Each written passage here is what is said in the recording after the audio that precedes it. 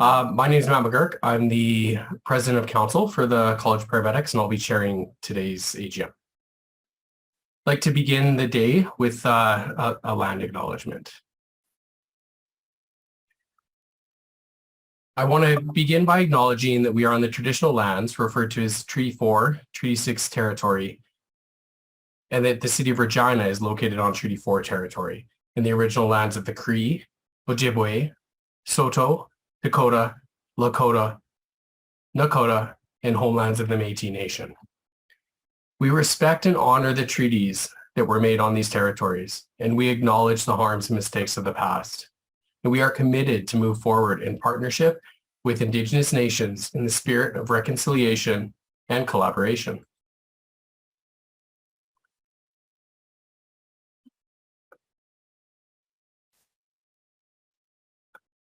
I would now like to introduce Elder Lorna Standing Ready to provide us with a blessing.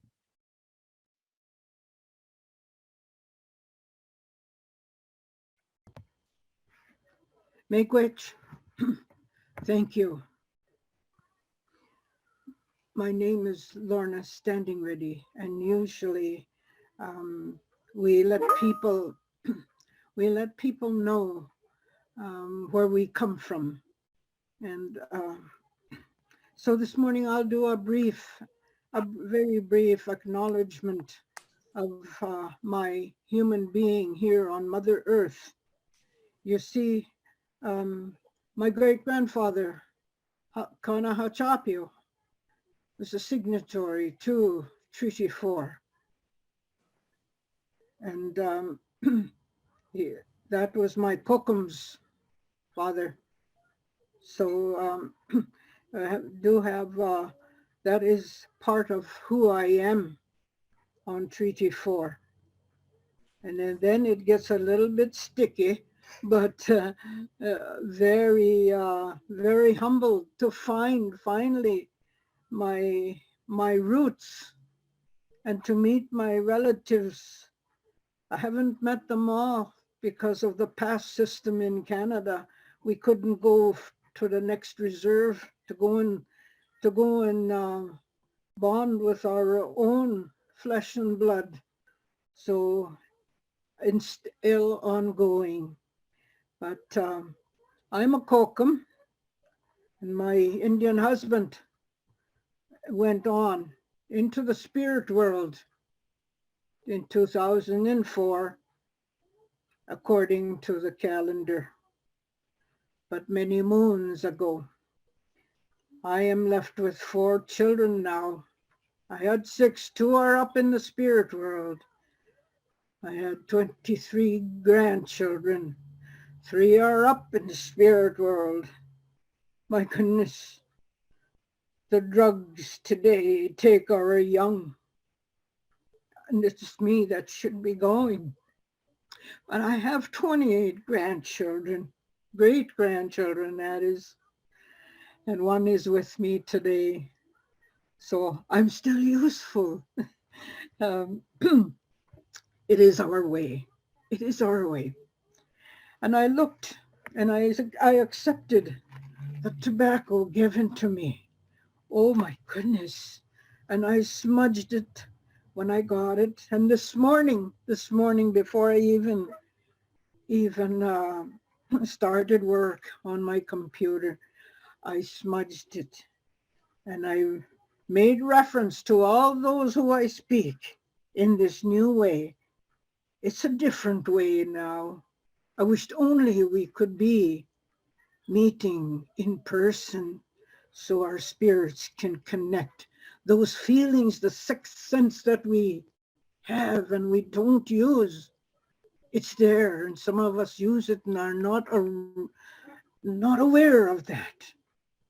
So anyway, more on that. So many teachings and so little time. The gray hairs go as they continue their life's journey. But I'm here to say a blessing and a prayer. And I'm sorry, I'm not sorry, but I'm very humbled to know that I've been invited to stay for this wonderful meeting. But other things have called me. Things have happened in my life. So maybe next time, who knows? If there is a next time, we take one day at a time. So with that, I will leave the meeting shortly. I will take off my glasses and get ready for Geshemanito, creator, maker of this world. When I pray, I present myself to him as much as I can. Only I have those taken from Mother Earth to clothe my body. So with that, I do take off what was deep in Mother Earth to honor her, and my glasses have been removed.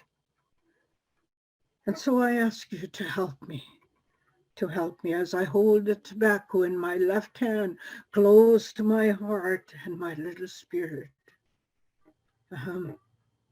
I take myself back in the big bush on the Pepicasus Indian Reserve, where I was brought up for the first 5.5 years of my life, and where I was taken away at that time to live a different way of life.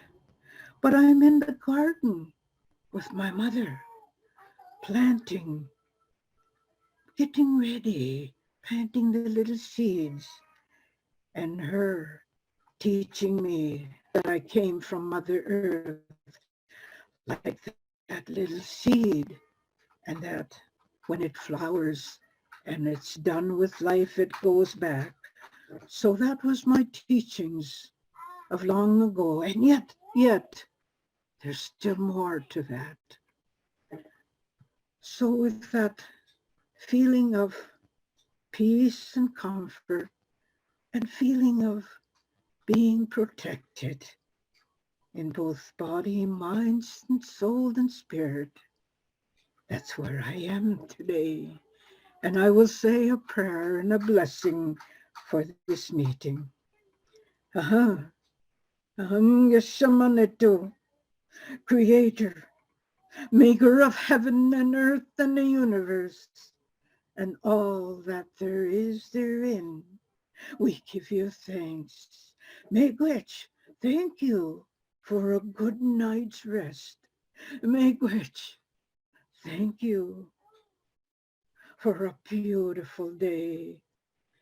And Miigwech, thank you for all those gathered here in a new way. Oh, Yashamanitu, Miigwech, for how this came about. And we give you thanks. And we humbly ask you, Manitou, to be with us during this meeting. Open up our minds, our hearts, our whole being to understand each other as to what we say in this meeting. Give us the strength, the courage, and the wisdom to continue on with life, to make a better tomorrow, a better understanding of each other. Ah, Creator, we are thankful for all you've given us. Miigwech for that. And Geshemanito, bless us spiritually, mentally, physically, and emotionally all the days of our lives on Mother Earth. And may we always acknowledge the sacred four from the east of the little ones to the south of our young ones, to the west of our parents, and to the north of the gray hairs.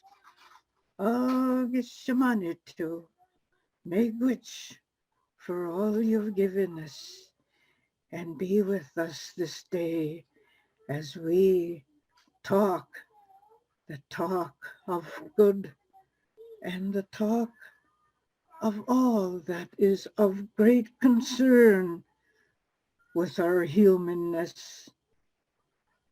Gesimanito, miigwech for this time, miigwech to get to know one another and to know of what we are working for, to help one another from the many walks of life we come from. Creator, maker of all, we thank you for this meeting. We thank you for those gathered here. We thank you for all you have given us. Hi, hi, hi, hi, miigwech, miigwech. Amen and amen. Ekuse, that's all for now. Thank you so much. Thank you. Thank you, Elder Lorna. Miigwech.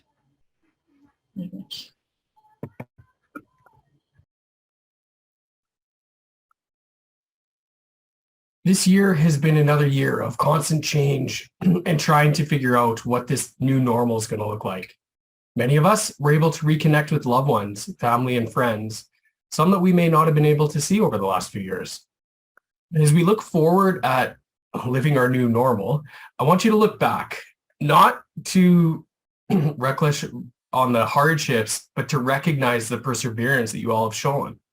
To thank you for adapting to the different circumstances, protocols, procedures that at times were changing daily. To recognize the sacrifices you made to care for the people of Saskatchewan. And why do you do this? You do this because EMS is a calling. Even when you leave EMS, it never really truly leaves you. It's what Henry David Thoreau meant when he said, do what you love, know your own bone, not bury it, unearth it, and not add it still. You do this because paramedics are privileged to play in life's greatest game. Too many unlucky people watch the action race by, stuck at a desk, or watching it on television at home. You do this because it's the little things that matter. Most of your patients are ignorant to your skills.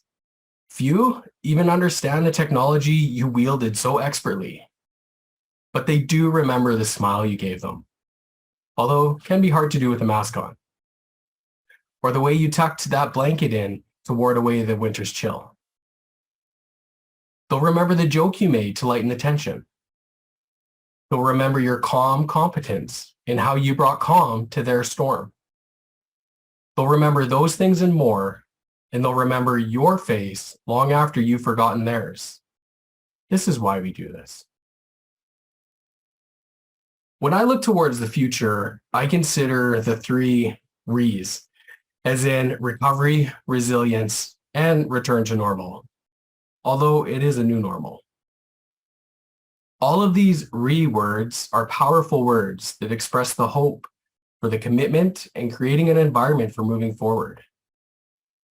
As I stated before, we have all shown great strength and perseverance, and now it's time for recovery and resilience while moving into this new normal. My final remark, I would like to express my gratitude for having the opportunity to be part of the Saskatchewan College of Paramedics. As members, we have the privilege and responsibility to shape the way our profession grows. I want to thank my fellow council and committee members that have volunteered numerous hours to support this profession. Lastly, I want to recognize the hard work of our executive directive and the college staff. As a collective, we have seen this college grow to become a leader in the area of self-regulation, not only in Saskatchewan, but in Canada. Thank you.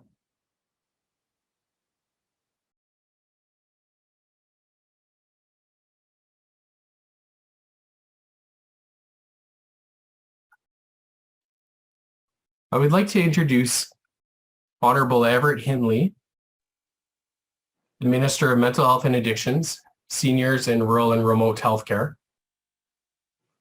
Everett Honorable Hindley was first elected as an MLA for Swift Current in the 2008 by-election. He was re-elected during the 2020 provincial election. Honorable Hindley grew up on a family farm in northeast Saskatchewan and worked as a news director and broadcaster in Swift Current for several years before entering politics.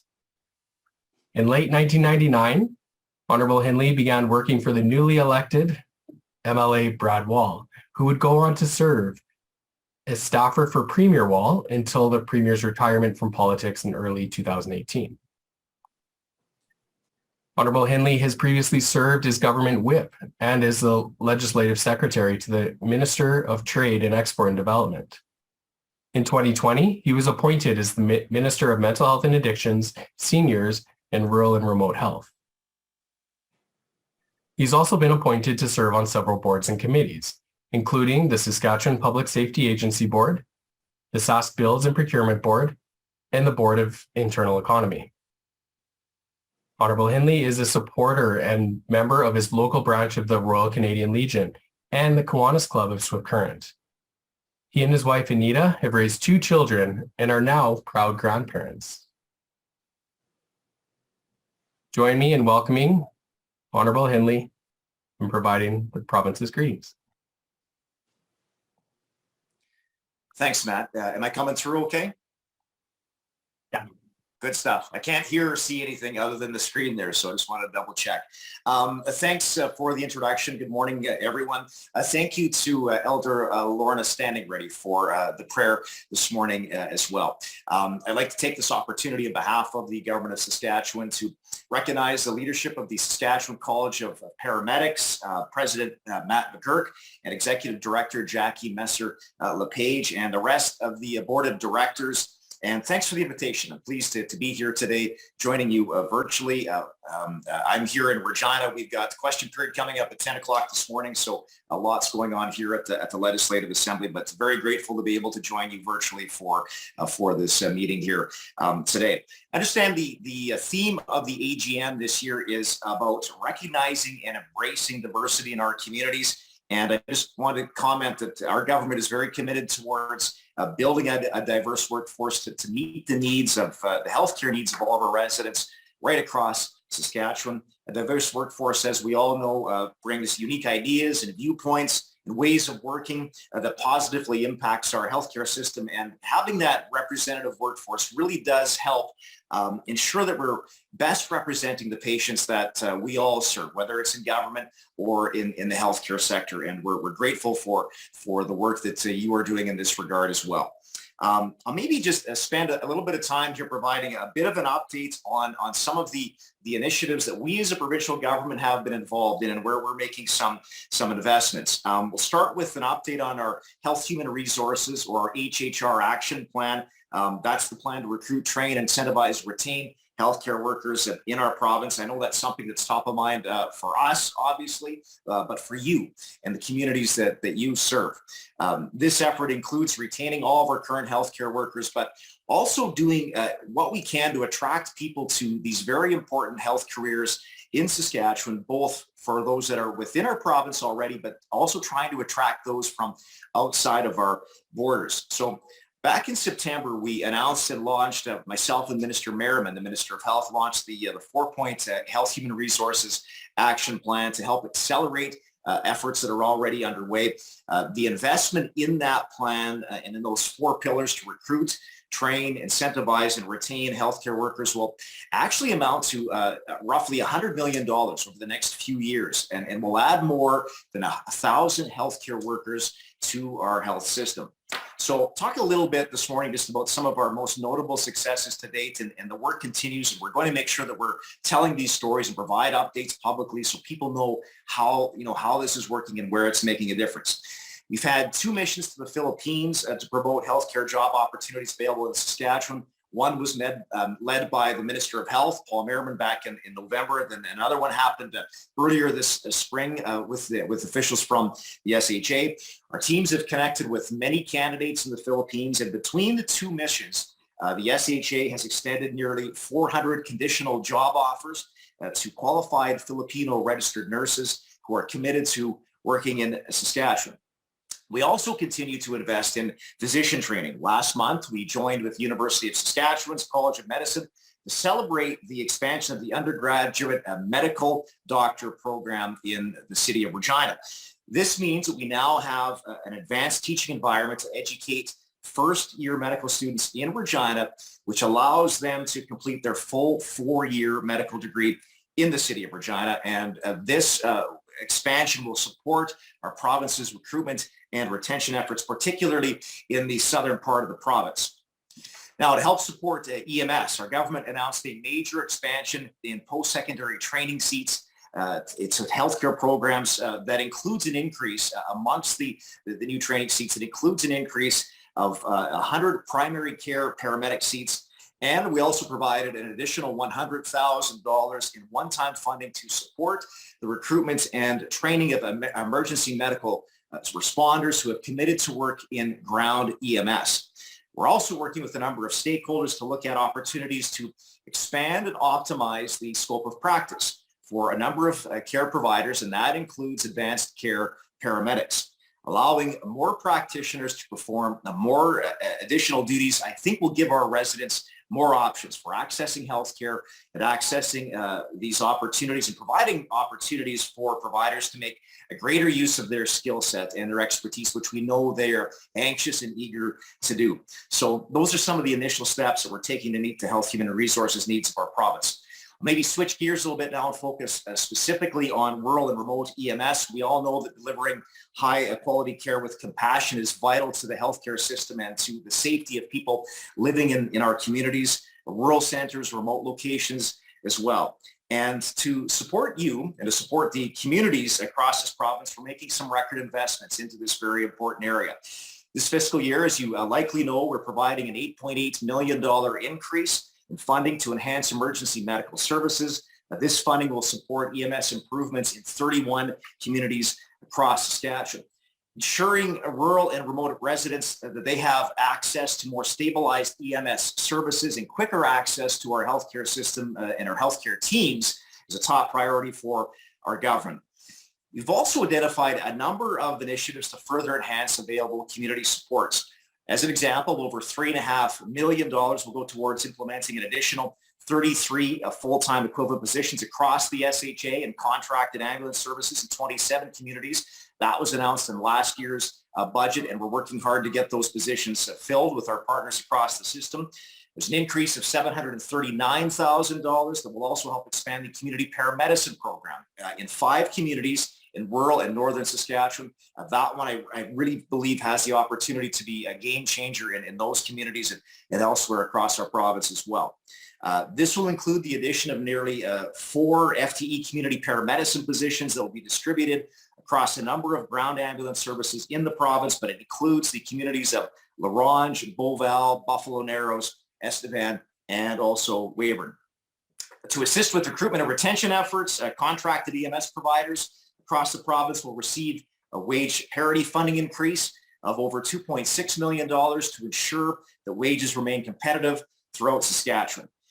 We also recognize the increased operational costs and the need for upgrades to EMS communications. I know it's something that I hear about as the minister in the meetings and conversations that I have with providers. We're providing investment of $866,000 to support a 2% grant increase for contracted ambulance operators across the province to ease rising operational pressures. And over $1 million will be dedicated to upgrading EMS communications equipment and technology as well. These, we believe, are all significant investments to help support the essential services of our valued EMS teams to help them do the work that they need to do, providing that service to residents and patients right across Saskatchewan. And we're eager to continue working with you, our frontline healthcare providers, to continue to build upon the work that's been done and do everything we can to support you and your work supporting Saskatchewan residents. I'd like to close by thanking the college for its leadership, for its collaboration with the Ministry of Health and with the Saskatchewan Health Authority, working to help find the best possible solutions that we can to support our communities and EMS practitioners. This includes working with the SHA to expand the scope of practice for paramedics in order to launch a treat and referral pilot in Saskatoon to help ease some of the pressures on emergency rooms. as well as working with the national licensing body to increase the number of license exam sittings per year to assist with recruitment challenges.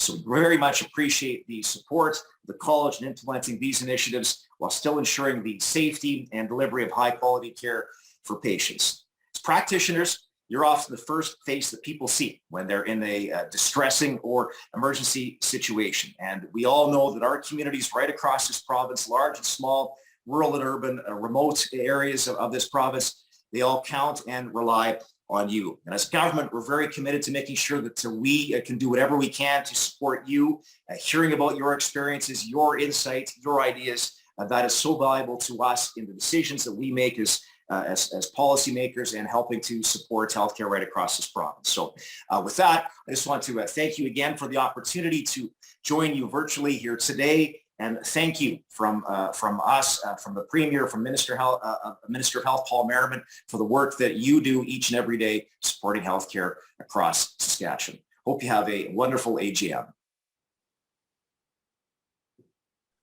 Thank you. Thank you, Honourable Henley. Thank you, Minister. Okay, so I just would like to just take a couple of minutes just to tell you about the process we're going to follow today. As in previous years, we have you set in listen and view mode until we reach the Q&A portion of the meeting. When you ask questions, you can use the Q&A functionality on your desktop. The only exception will be when we get to Dan's presentation, because his presentation will be somewhat interactive. So he's asked if you could please use the chat, but I'll remind you of that at that time. Okay, here we go. So this won't come as a surprise to you. Our primary responsibility and mandate is to protect and serve the public interest. And we do that through regulatory oversight of your profession. Basically, that involves much more than just licensing. It involves things like what Minister Henley was referencing in terms of looking at your scope of practice, looking at system needs and how we can ensure that we're supportive and not barriers to progress within the system. We look to protect the public at every turn. That doesn't necessarily mean that because we are public facing that we don't care about our members, because we genuinely believe that healthy members equates to a healthier practice and public safety. So we recognize that the last couple of years have been beyond challenging for all of you. And we hope that as we move through this process, that you're starting to find some level or some degree of return to whatever the new normal is. Everybody's probably tired of hearing about that, but I encourage you to continue working on your own well-being. As I said, being healthy is the biggest priority for ensuring that you can function well as your patients receive the best possible care. In terms of the college itself, we focused on working deliberately on patient-centric partnerships. And much of our work, which I'll tell you about in a few minutes, has been based on ensuring that our values are upheld. And our values are fairness, transparency, collaboration, and professionalism. So before we get into general highlights, I just want to congratulate Philip Robinson. For the second year in a row, a Saskatchewan student has received a Copper Award of Excellence. Philip scored a 795 out of 800 in his ACP exam. That is unbelievable, and he should be extremely proud of that significant contribution or that significant achievement, and as his academic institution should be as well. So here's the stuff that you might be interested in. In terms of our membership and numbers, this is probably the first year in almost 10 years that we've actually seen a legitimate increase in numbers. In terms of critical care paramedics, we're at 36, which is up a couple from last year. ACPs, we're at 400, which again is up about 9 members from last year. ICPs, we're down a little to 113, which is not unexpected. PCPs, we're at 1,280 PCPs, which is a really pretty significant increase over last year. It's 26 over last year. And EMRs, we're at 381, which is a really big increase. It's about 30 more EMRs than we had last year. In terms of non-practicing, we have slightly more non-practicing individuals, although I will say that in the first part of this year, we're starting to see more interest in reinstatements. Community paramedics increased by about 10% this year. And in terms of gender diversity, we have still almost 2-to-1 male to female and 12 undisclosed. So the story for the college continues to be one of improving the overall breadth of our workforce. We definitely have an increase in numbers. Many of those numbers, as you will see next, are coming from labor mobility. So in the last year, we had 146 labor mobility members out of a total of 2,200, just over 2,200 members in total. Most of our labor mobility folks came from Alberta. We had 85 individuals come from Alberta, with the second province being Manitoba. We are seeing folks move in and out of our province, but for the most part, our labor mobility is pretty healthy. Just a quick overview in clinical and advancements that we've made within the college this year. As you will remember from your emails, our continuing medical education credit system was evaluated, and we completed that evaluation, and we now have a more current reflection of CME credits that you will see implemented with the next renewal. Our scope of practice changes were pretty significant this year, and these were adopted to improve the health system requirements. So we looked at palliative care protocols. As the minister mentioned, we looked at a treat and release pilot project, which was launched earlier this year. That pilot is expected to expand to other locations, other rural as well as urban locations over the coming years. The research portfolio for the college is substantial, and some of you may be wondering why this is important. It is important to ensure that we stay current in terms of what healthcare requires, but also in terms of what your profession is able to do. And the best way to do this is by conducting research. So we partnered with the University of Regina and Sask Polytech. And throughout the last year, we've made really significant gains, particularly with the university partnership. From our annual report, you will see that we're engaging in what's called a deliberate dialogue, which is a stakeholder dialogue intended to assess the comfort level that stakeholders have with the use of technology, specifically with the use of our virtual reality technology. We're also conducting a feasibility and usability research project with respect to VAPOC itself. That's the virtual reality project. That's to ensure that that tool is demonstrating assessment in a way that would be similar to a clinical demonstration of assessment. So it's a validation study.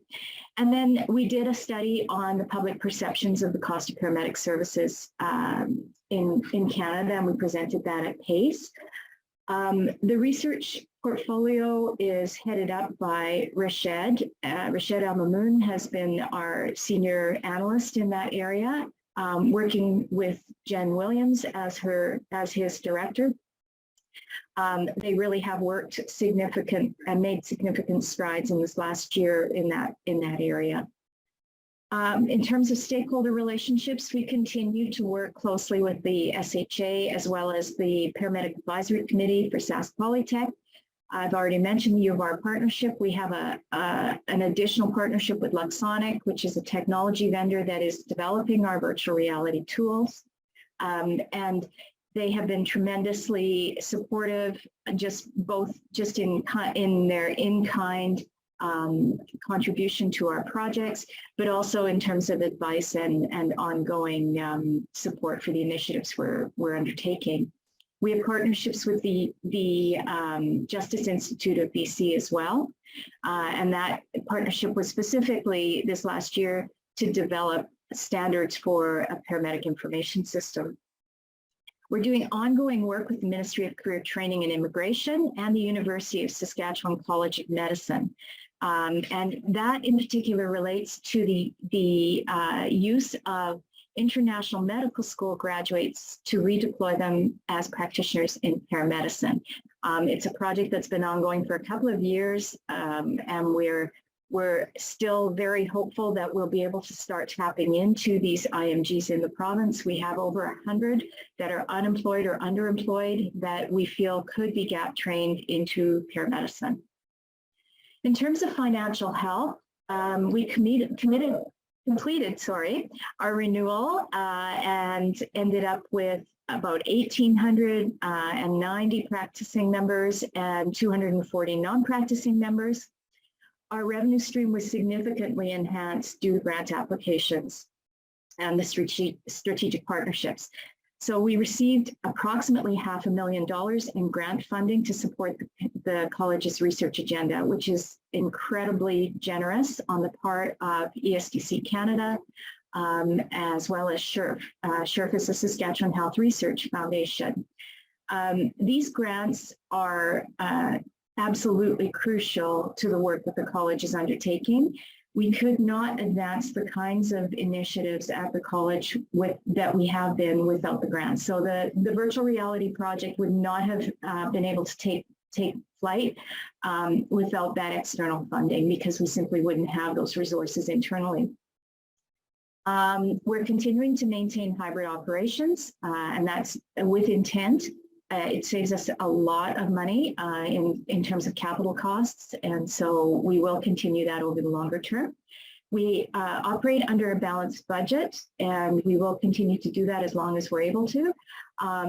Legal fees and associated legal costs are probably our largest general expenditure. They came in around $48,000 this year. Those relate very specifically to professional conduct and discipline cases that we undertake. That is a main responsibility of the college. We also use our legal counsel as advisors when we're making adjustments to legislation or when we're undertaking to respond to legal inquiries on the part of our members. The college had very minimal travel this year, and that was for obvious reasons. We're able to use our hybrid work environment very successfully for meetings, and so we aren't traveling nearly as much as we had in past years. Our net income of approximately $98,000 was placed directly into operational project expenses. So those are expenses that we will require in order to continue managing the initiatives that we've undertaken as a college. Last year, we worked very significantly on our risk mitigation strategy. So our business continuity plan was developed and implemented, and we've also implemented a succession plan. Investment portfolio, as many of you will appreciate, investments really didn't do very well last year, but they are starting to recover, thank goodness. So things are looking quite positive in that side. We completed a transition to a cloud-based server last year, and that was very important for our risk mitigation strategy, because using a physical server is a substantial risk. And in 2024, we are going to be working towards a cloud-based registration system, which will also advance our risk management significantly. Probably the last thing I want to talk about is that the VAPOC project, so the virtual reality project, is nearing completion. Our end date for the project is approximately in the end of June. And at that time, we will have created 4 modules: an orientation module, a respiratory scenario, cardiac scenario, and a sepsis module. The intent of these modules, as you will recall, is to allow us to assess competency virtually instead of requiring people to go into an OR or into a clinical setting for a competency assessment. We anticipate that this tool, once it's fully functional and rolled out, could become available to employers in the province and potentially allow you to assess skills without having to go into simulation or clinical environment, which frees up those environments for the higher acuity, more intensive skill assessment. The project is at the $1 million mark, which is entirely externally funded. So I will say again, we are incredibly grateful to ESDC for their support and their confidence in the work that the college has undertaken in this area. Next, I'm going to turn the agenda back to Matt to introduce our next speaker. Thank you, Jackie. I'd like to introduce you Dr. Jody Burnett. Dr. Burnett is a registered doctoral psychologist with the Saskatchewan College of Psychologists who has been providing service to the general public, specializing in service provision to first responders, for public safety personnel and their families for the past 21 years. She is a clinical research associate and therapist at PSPNet with the Canadian Institute for Public Safety, Research and Treatment, and supports outreach and engagement of these services across Canada. As an adjunct professor in the Department of Psychology at the University of Regina, Jody pursued both her academic and professional career in Regina, completing her PhD in educational psychology and successfully establishing her own consultation firm.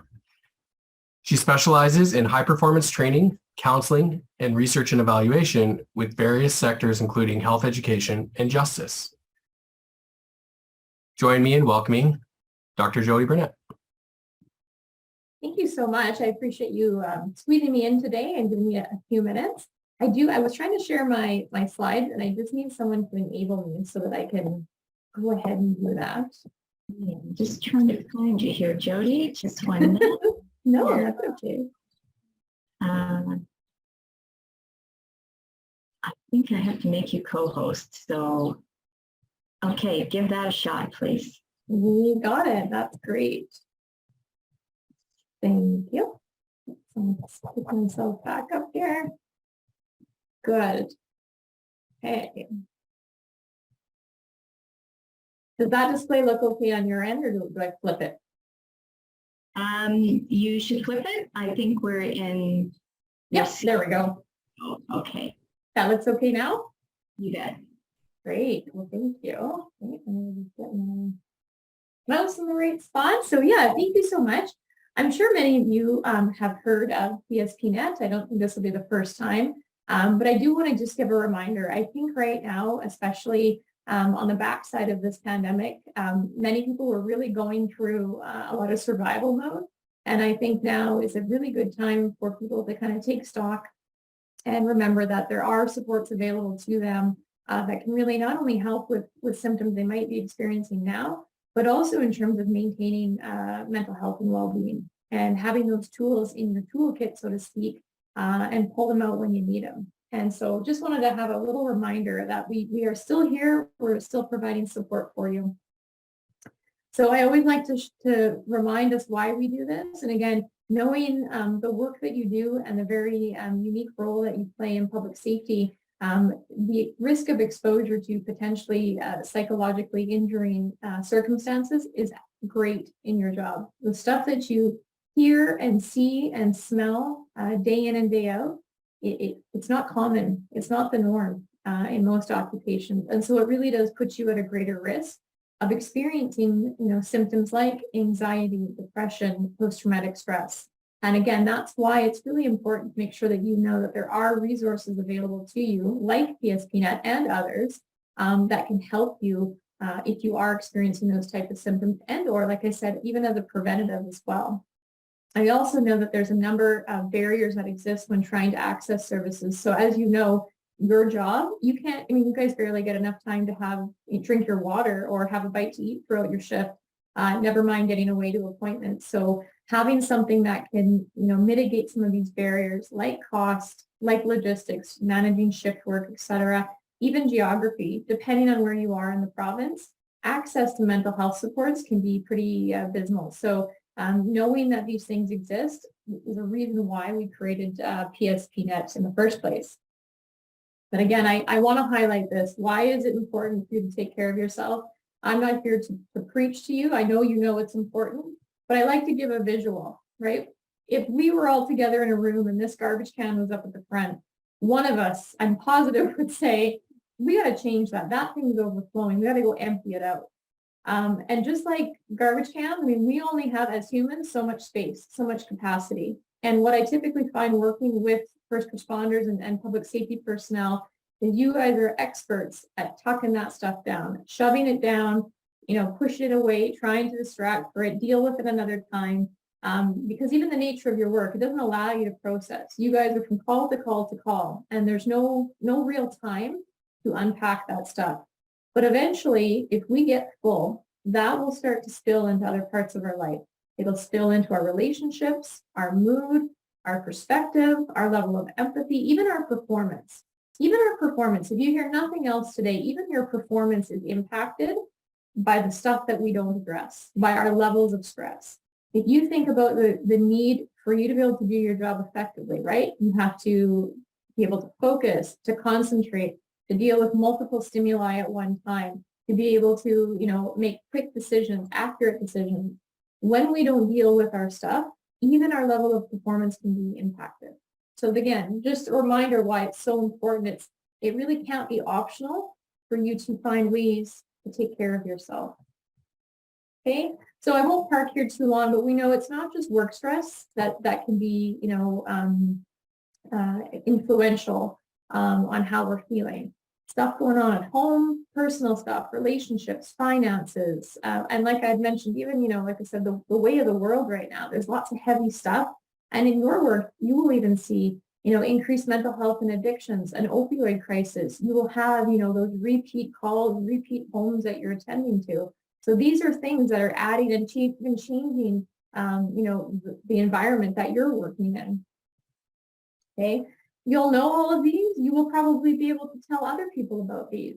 But I promise you, when our body throws up these red flags, whether it's physical symptoms, whether it's emotional or our cognitive symptoms, we've really got to pay attention because, many of us, and I'm included in this, so please know, I'm speaking from my own experience, but when we blow through these red flags and try to grind it out and hope that tomorrow will be better, or maybe if we just get through this week, we're kidding ourselves, right? And so eventually the wheels are going to fall off. And so we really want to make sure that we're being proactive in managing some of these things and not ignoring them. So I like a plan. I think we all need a plan or it ends up looking like this. So this is what PSPNet was intended to do, okay? You can access this from the privacy and comfort of your home. It's in course format, so you can pick away at it as you have time. So if it's 15 minutes here, 20 minutes there, at 2 in the morning or 2 in the afternoon, you can log on and be working through the content, acquiring those skills and strategies that can really not only help you to improve your overall mental health, but maintain it. And that's the key. This has therapist support option. So I'm one of the clinicians there. We have a team of clinicians that work specifically with first responders and public safety personnel. So we understand your language, we get the culture, we understand the organizational and operational stressors. That's really important because I think in terms of for you to be able to trust us, you need to know that we have that competency. But it's also optional. You have a lot of autonomy when you access our course. If you want therapist support, you can have it up once or twice a week if you wanted it. If you want to just go through the course without it, you can absolutely do that. So please know that there's lots of flexibility that can meet your level of comfort in terms of what you're looking for. Because I know many, many first responders over the years that will never step foot in a counselor's office for a whole host of reasons, okay? Whether it's stigma, whether it's financial, there's a whole host of reasons that they won't do that. So this is, again, something that if you have an internet connection and a device, a tablet, a laptop, you can be accessing high quality support without anybody knowing and doing it in a way that kind of fits your lifestyle, okay? So key features of our program, you'll remember those barriers we just talked about. This mitigates a lot of them. So there's no cost. We are funded by the federal government's action plan on PTSD. So there's no charge to you to receive these services. You don't require any paperwork. You don't have to go get referrals from your doctor. You don't have to go down to any HR department, nothing. Everything's online, very, very slick. Accessible, that is the key. That you can access this anywhere. Highly confidential. There's no feedback loop to employer. Everything is, we want this to be as anonymous as possible for you. And so that's very important that you know your information is safe with us and anonymity will be ensured, okay? We don't require a diagnosis. So you could be someone who has quite severe symptoms and of course you will get benefit from the course. But we also encourage this for people who have almost no symptoms. If you want to use this as an educational component. And in fact, now we've gone into an agreement with the Saskatchewan College of Paramedics that for your continuing education credits, you can get credit for taking the course. So it's like a, you know, 2 birds, 1 stone scenario. So again, we're trying to find ways to really encourage people to acquire these skills and strategies now so that you have them on board if and when you do need them, okay? And this is for current or former paramedics. So if you know someone who's now out of the career, even if they went on to something else, they absolutely would be eligible to receive services, okay? There's also no wait times. Average wait time is basically 24 hours, 1 business day to get into our course. So that is fantastic given the backlogs in our mental health systems, both public and private, okay? I know I'm being mindful of my time, but I just will highlight very quickly. This is what the course looks like. It's over 8 weeks. We give you up to 16 weeks to get through it, just because if you know, your lives are not linear. So if you need more time, you get it. You pick through the lessons. It's based on those cognitive behavioral therapy skills. Don't let that make you itchy. All it is our thought life, cognitions. If we can start to manage our thought life, we can start to improve how we feel and how we behave. And that's as simple as it gets. And I will tell you, I've used this approach. It's highly effective in terms of managing symptoms, but also specifically with first responders. It's very, very practical. It's not fluffy, which I know many of you will not, connect with. So very, very practical. You take these strategies, you start integrating them into your day-to-day life, and you really do start to feel better, okay? So this is what it looks like. I won't go into too much detail. Everything is online, and I'm going to put my number and information up at the end. So that way, if you have questions or want more detail, we can connect offline, and I'd be happy to do that with you. But this program is chock full of amazing stuff. You'll see all these additional resources down here. These are all resources that came to us from other first responders just like you, saying, hey, I want more information on sleep, or I want more information on how to, deal with relationship issues at home. So all of this stuff has just extra information that accompanies the main lessons. Okay, lots of examples, lots of stories from other first responders who've gone through the program and shared their own experiences, obviously to be identified, but just excellent, excellent stuff in here. Very user-friendly, very practical, okay? So we have a few courses. We have a PTSD course for folks who might be experiencing symptoms specific to post-traumatic stress, so that's their chief complaint. But again, this course, the well-being course, also addresses that. So it could be anxiety, depression, stress in general, anger, social anxiety, panic, post-traumatic stress. The well-being course covers off all of that stuff as well, okay? We also just launched a program for spouses and significant others. So it uses the same course framework and the same type of cognitive behavior therapy skills, but it's designed specifically to connect with your loved one's experience, because we know there is a ripple effect or an impact on our loved ones, right, in the work that you do. And so this program is designed for them. This does not have therapist support. It's self-guided. But again, all online, very accessible and so useful because there's very limited resources out there for our loved ones. Okay, I won't park here too long, but you'll see paramedics are very much a big user of our program already. And again, that says a lot. And I'd like to do these, reminder sessions because sometimes life can get really busy. And when you see our logo or, you hear about us and you're like, oh, right, I forgot about that. So please know that we're here. We're ready to help. My last stat that I'll show is this one. My favorite one is the middle bar here. The yellow bar is those folks who've gone through our program. 98% would refer a friend, and to me, that's the best advertising you could ever get, because I know and you know that if you take a course and it's crummy, there's no chance in hell that you're going to go refer one of your colleagues or one of your friends or loved ones. So this number has been consistently high since our launch 3 years ago, and that just makes me super happy. Okay, If you're interested, everything's on our website. Head over to www.pspnet.ca.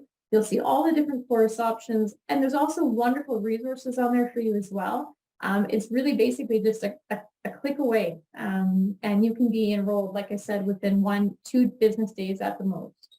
Okay. So I won't take up any more time, but I do encourage you to reach out to me. Everything is confidential. So, even if you're unsure about what you might need or what the course offers or what it looks like, don't hesitate to reach out. If you're someone who's leading a staff and you're like, hey, I'd like to get some of this information out to my staff specifically, please reach out. I am available to you. There's no charge. I head up all of our outreach and engagement as well, and I'd really love to connect with you and get any of this information out to our frontline staff as well. If there's any questions, I'm happy to take them now. I know they kind of squeeze me in here, so I don't want to take up too much time. We have time. We have time, Jody. Okay. I think through it. Yeah, and if anybody has any questions, feel free to pop them in the Q&A, and we can read them out loud. So far, nothing. I actually have one question for you. Yeah. In terms of when people go through the program itself, if they feel they need a more direct clinical relationship, is there the capacity for PSPNet to support or assist in finding somebody? Yes, absolutely. So there's two parts to this. So when someone comes, like let's say you go onto the website, you go through the process of putting in your information, you get a secure login. Once you get to the point, we'll ask you to have a quick brief meeting with our clinical team. So there's different points where this could happen. One would be that someone comes to us and we realize pretty quickly that PSPNet might not be the most appropriate support to them. They might need more specialized care. We will help them find that specialized care in their area. We don't just say, oh, well, good luck to you. You don't really fit here, because we know sometimes you will get one shot. Someone will reach out one time.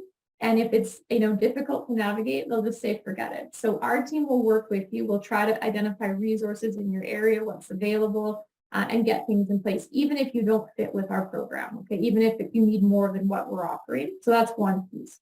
If you're in the program and we find exactly what you said, that things have changed or symptoms have changed or intensified in some way that they're needing additional resources, absolutely. We will work with them to make sure that all of those things get lined up, and they have that coordinated care and they get what they need. So you're in good hands if you're with us. Yeah, if you're connected with us. Yeah, absolutely. And same thing, sometimes people will get to the end of the program and they'll say, this was really good, but now I realize, you counselors aren't so bad, and I wouldn't mind continuing. I wouldn't mind continuing this. Again, same thing. We'll help connect them with resources within their area. Yeah, that's fabulous. I don't see any other questions, so I'm going to ask you one more. Yeah, of course. Time to time, the college becomes aware of really tragic situations that can happen in the system, and particularly around colleague suicide attempts. Is there a way, or has PSPNet considered options for groups to actually work together on dealing with the stress or trauma that comes out of having a colleague in that kind of situation? I wouldn't say in terms of groups, but I would certainly say that, and that's what I had shared even in today's presentation, brief presentation, but that these skills and tools can help on so many levels. It can help in the instance of after an imminent crisis. For example, if someone experienced, a suicide of a colleague, this could be potentially a very good resource that someone could get into very quickly and start to get that support right away. The other side of it is that it's also excellent skills and knowledge to know preventatively. Like the things that you'll be learning in the course can not only help you potentially to help colleagues that might be in trouble, but there's a number of different ways that I think PSPNet's content could be used to support scenarios like this, right? Yeah, excellent, excellent. There's just a comment here. I just realized the other day that SHA Public Health has a program that can support providers and others dealing with numerous types of trauma. They are followed up with counselors. Are you interacting with them, and how do the programs merge? Which, do you know the name of the program? Is that the online therapy unit? Marie, do you know the name of the program? I believe it's the wellness program, and it is online. Yeah. Okay, so there's an online, if it's the online therapy unit, that was what PSPNet was originally based on. So Dr. Hadjistrobopoulos, about 12 years ago, created what's called the online therapy unit, and it was for the general public. And it's funded with Saskatchewan Health by the Ministry of Health here in the province, and it has been for the last 12 years. But we took that platform, so the online platform, and we created PSPNet so that we could really tailor it to meet those very unique needs of first responders and public safety personnel. So an example is sometimes we'll get a call, say, from a physician or a nurse, and they'll say, well, I'm really interested in this program.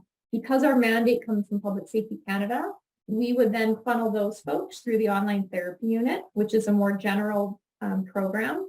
And our program, like I said, is specific to first responders and public safety personnel sectors. So those two, we work very closely and we refer back and forth.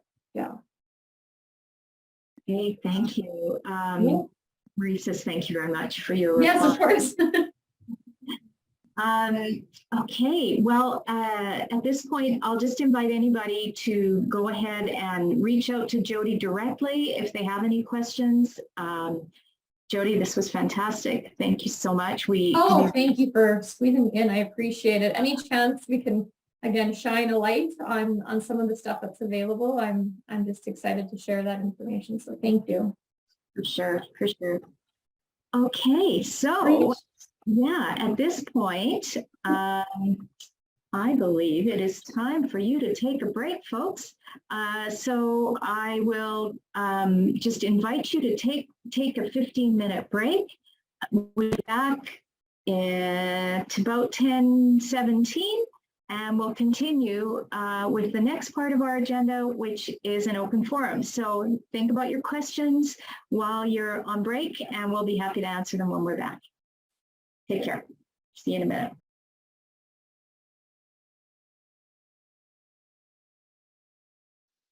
All right, welcome back. So I think what I'll do is I'll just read out questions. If you have them, please post them in the Q&A. So the first question I have is from Robin, and she says, as someone who has been a member for 2 days, thanks for attending the AGM. Can you please explain how the continuing education credits work? Okay, so you are required on renewal to provide evidence of having completed 20 CME credits. And those 20 credits are usually comprised of at least 5 of the credits have to come from mental health, anything mental health or wellness related. So that can be anything from a stress management course, the PSPNet program, anything like that. You're also required to complete a documentation course, which is available online on our website at no cost. And the rest of the credits can come from anything. You receive 2 credits for every 1 hour of a program. And the programs have to be pre-authorized by the college. So before you go out and find something to do, make sure the college has already endorsed that program so that you can get credit for it. If you have any questions at all, start at our website. There's a section under continuing medical education. And if that doesn't answer your question, feel free to reach out to any of us, and we can certainly give you a hand. Jen's the expert on this. So Jen Williams is our Director of Professional Practice, and she can provide the best insights on CME credits. Great question. Anybody else have any questions? This is your chance. Oh my goodness. Okay. Where can non-SHA employees access drug monographs? Okay, this is where I have to turn to Jen. Let's, Paulette, do you mind setting up Jen to provide answers? There we go. Can you hear me okay? Yeah, you bet. Perfect. I'm currently working with the SHA to allow anyone in the province access to their monographs. There's a few steps that we kind of have to work through in the meantime. Oh, hold on one second.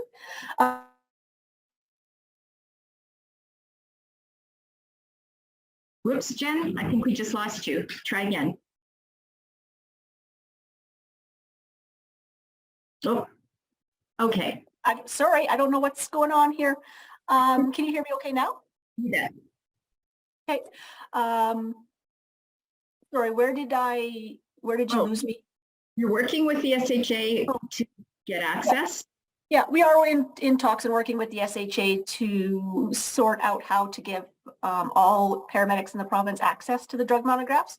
If for some reason, or if you need information sooner than that, you can continue to use the monographs that are on our website, or your employer can direct you to other resources such as Lexicom or some of those other ones. We do expect that all employees will follow the specific monographs that their employer wishes them to use. So that would be kind of the big criteria. But if you need any sort of specific assistance, please just reach out to me directly and I can kind of help guide you in the right direction if you need something a little bit more urgently. Excellent. Thanks, Jen. Don't leave us, because the next question you can also answer. Will community paramedics need additional continuing education credits along with the normal CEs? No, they will just continue to follow the same continuing education credits, the same requirements. We would hope or ask that, I guess, perhaps, or your own evaluation would be what education do you need to continue to, work at a standard of a community paramedic that is relevant for you. But there is nothing specific in our Con Ed that requires anything unique for that group of practitioners. Okay, excellent. While we're waiting for the next question, I'm just going to pop one in there and just say, Jen, as far as the documentation course, how long does it take and is it available now? It is available, yeah. And it takes, a really good question. Let's say 20 minutes approximately, 20 to 30 minutes, we'll say. A little bit just depends on, how fast you read and progress kind of through the program, but I wouldn't expect that it would take more time than that. Okay, excellent. And then does everybody get a certificate at the end of it that Yes. they can upload? Okay, so they can then upload their proof? Yeah, that's correct. And Cheryl says, I took the course, yes, about 30 minutes, a good review as the expectations. Okay. The next question is from Lynette. As a new PCP grad, what is needed for license renewal for 2024? Okay, that's a great question. So for license renewal, you will be able to use your PCP education as your CME credits. So you don't need CME. What you'll need is just proof of your mandatory certificates. So your BLS and your ITLS, as well as any skill sign-offs, which should be actually probably pretty current. The system will prompt you to provide the evidence that you need. If you don't have it at the time, you'll be able to save your work and come back in. So great question. If you have any other questions about renewal, don't hesitate to call us well before then, okay? Steve, you're asking, will there be additional writings for COPPR? Absolutely. So COPPR has committed to providing one additional sitting starting in 2024. The reason they aren't providing a sitting now is because they're currently in an RFP process for an exam vendor. It's a normal part of their cycle to review exam providers. And so they're in the midst of an RFP process, so they can't add another exam in at this time. but we will be having an additional sitting in 2024. Okay, Jackie, sorry, can I just interrupt briefly? of course. Just regarding the drug monographs, one source that I totally forgot as well, and that's my apologies for that, but the MetaV site, so MetaV Health Services West from Saskatoon, their website also has a lot of drug information, which would be accessible by anyone who needs it as well. Excellent, thank you. Okay, bring on your questions. This is your chance. Good, bad, or otherwise. Okay. I'll just leave the floor open for a few more minutes. Okay. Where can we see what a course is worth, points value, or on the My Connection? Jen, do you want to answer that, where they can find out what a course is worth for CME? On My Connection, so that's the SHA's education platform.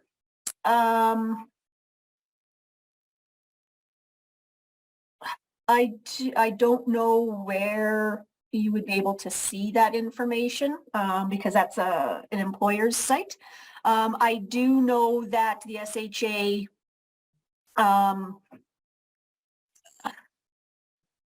is very good. I think all of their programs are approved. I just don't know exactly where on the website, if you could see on the website how much the value of the credits are.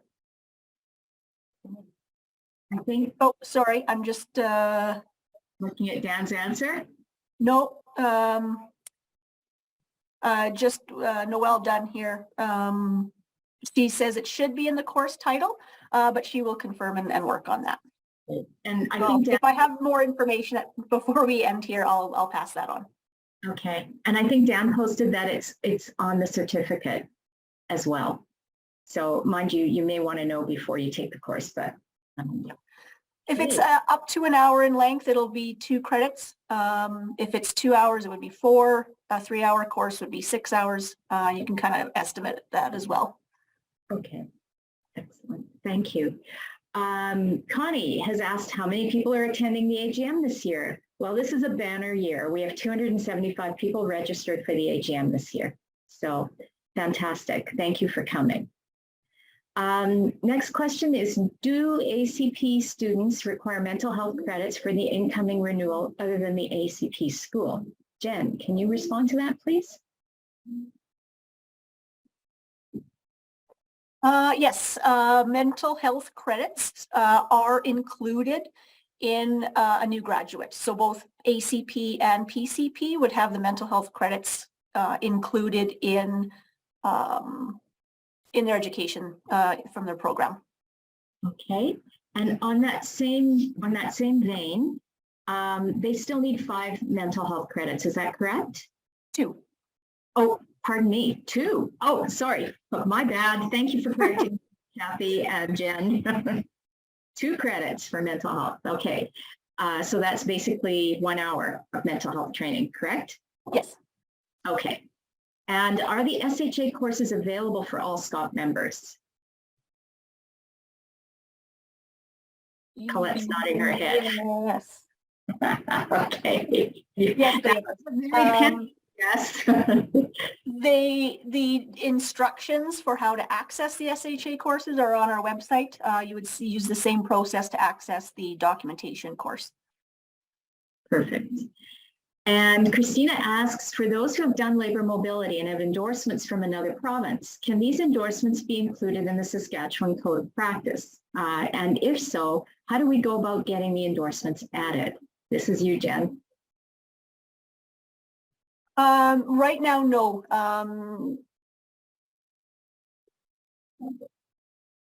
Sorry, I'm having some computer issues here. Endorsements that are issued by outside jurisdictions are not recognized here in Saskatchewan. Okay. So if somebody wanted to change scope of practice, and it would have to be changed for all people at that license level, how would they go about doing that? How do people submit that? The easiest way would probably be to initially reach out to me, and we can kind of discuss it, what that change is, and kind of some of the more particulars around what would be necessary. But on our, I believe it's on our website, we do have a form to help guide individuals through the process. I think it's in our protocol manual as well. Everything is sort of evidence-based, so we do need to kind of have that research component completed as well to ensure that we're providing, or we're changing it to provide appropriate patient care. Great, thank you. Okay, for EMRs, are there any plans in the future to expand their scope of practice and have the opportunity to learn new skills? Jen, this is all about you. Yep. Not, that's a tricky question. There's no plans right now for any significant changes to EMR scope of practice. Every once in a while we do review the scope, and we have had, requests for specific skills in the past. Typically what happens is, someone might say, we need oropharyngeal airways in the EMR scope of practice. And it would be the same process for any other changes that would be required. There's a lot of challenges with the EMR and any sort of broad changes to scope of practice as well. But again, if anybody is looking at a specific skill or specific changes, I'd recommend just reaching out to me directly. And that way we can look at, some of the specifics of what the request is and how to best get that presented to the Paramedic Practice Committee and to the College of Physicians and Surgeons. Excellent, thanks, Jen. Jackie, can I jump in for a sec here? Yeah, so one of the previous questions was whether or not the SHA courses are available and free. And so they're listed, like the access to that is listed on the professional practice page. The very first link is continuing education and certifications. And in the first section, it's labeled online CME, and the Medivie Health Services West training is listed in there. And it says no cost around that, just sort of as a heads up that that's how that works. And the SHA training is also listed there. And then there's another question coming up here asking if instructors will still receive credits. That is also listed on that page at the very, very bottom. We've got the mandatory certification instructors get 4 credits. Course developers get the same number of credits as the course. SCoP Counseling Committee members also get 4 credits. So just a heads up that I do try to keep that page fairly up to date if you're looking for what is worth what credits and also what is needed for renewal. That's all up to date on our website as well as I know it at this point. So fair questions, but you can dig, there's a few answers there for you, just heads up for the future. Thanks, Colette. That's super helpful. Has the college considered, here we go. Has the college considered providing insurance to members as another way to protect the public? Other governing bodies such as the Law Society of Saskatchewan provide malpractice insurance to their members. As a matter of fact, Matthew, this is coming up as a resolution, so stay tuned because we are introducing professional liability insurance coverage. Margaret asks, is there any way to access scope of practice list for the different license levels? Jen, I don't know if we have a list. We don't, but the SHA does. They developed a kind of chart a couple of years ago now, which is accessible as well. Stay on, Jen, because the next question is there any discussion regarding expanding the PCP ACP scope of practice? My one thought would be around ACP using RSI or the use of transport vents. We actually are currently having conversations with CPSS, the SHA, and actually the Ministry of Health on those specific changes, the RSI and ventilators. I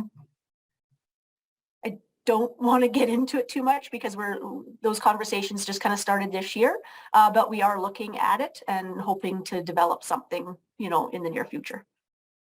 Perfect. Thank you, Jen.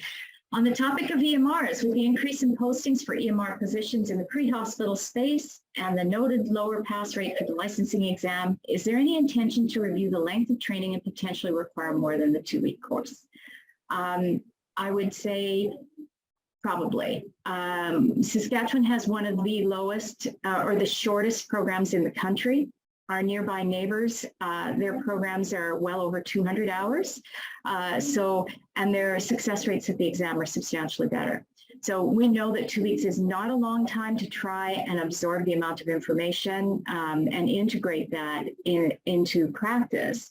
So we are definitely looking at the EMR positions or at the EMR training just to make sure that it actually is launching students with the best opportunity to pass the exam, but also the best opportunity to function clinically.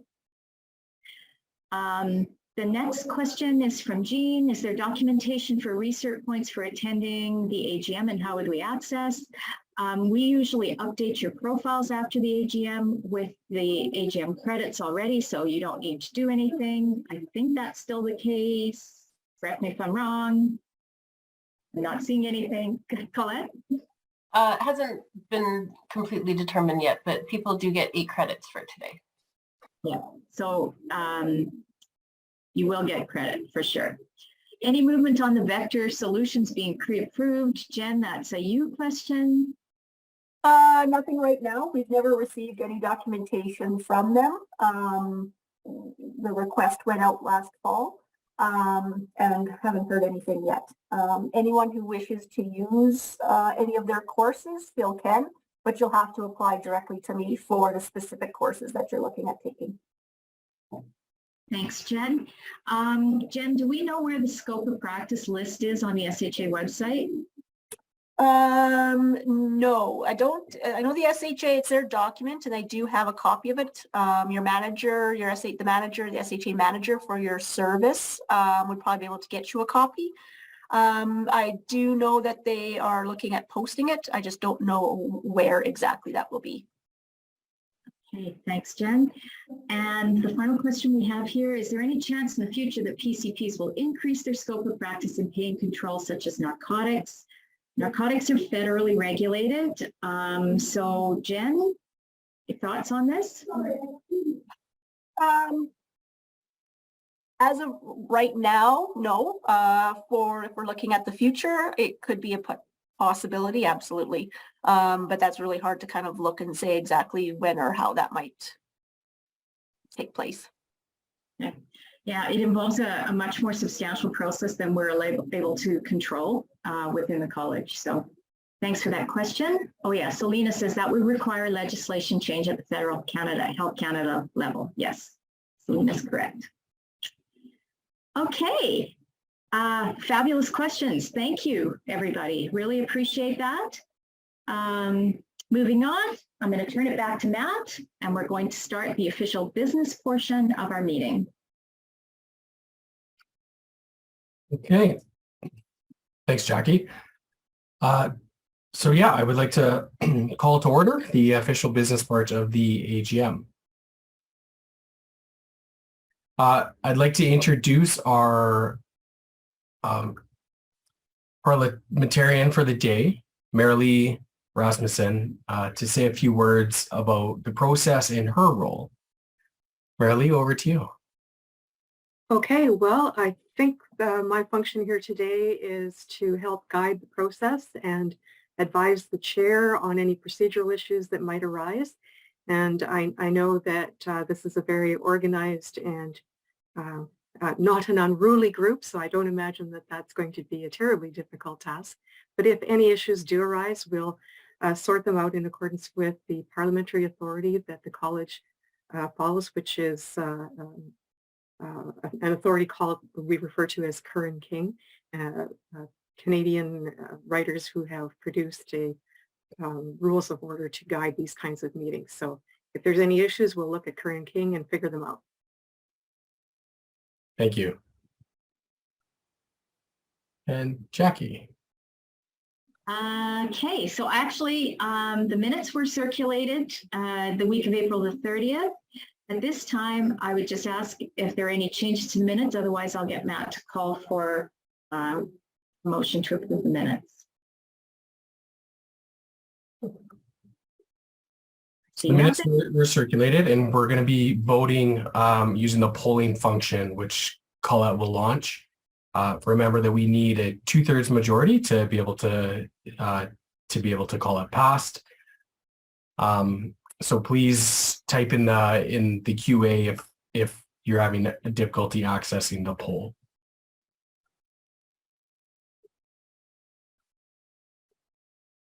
I'm going to assume that you made the motion, Matt.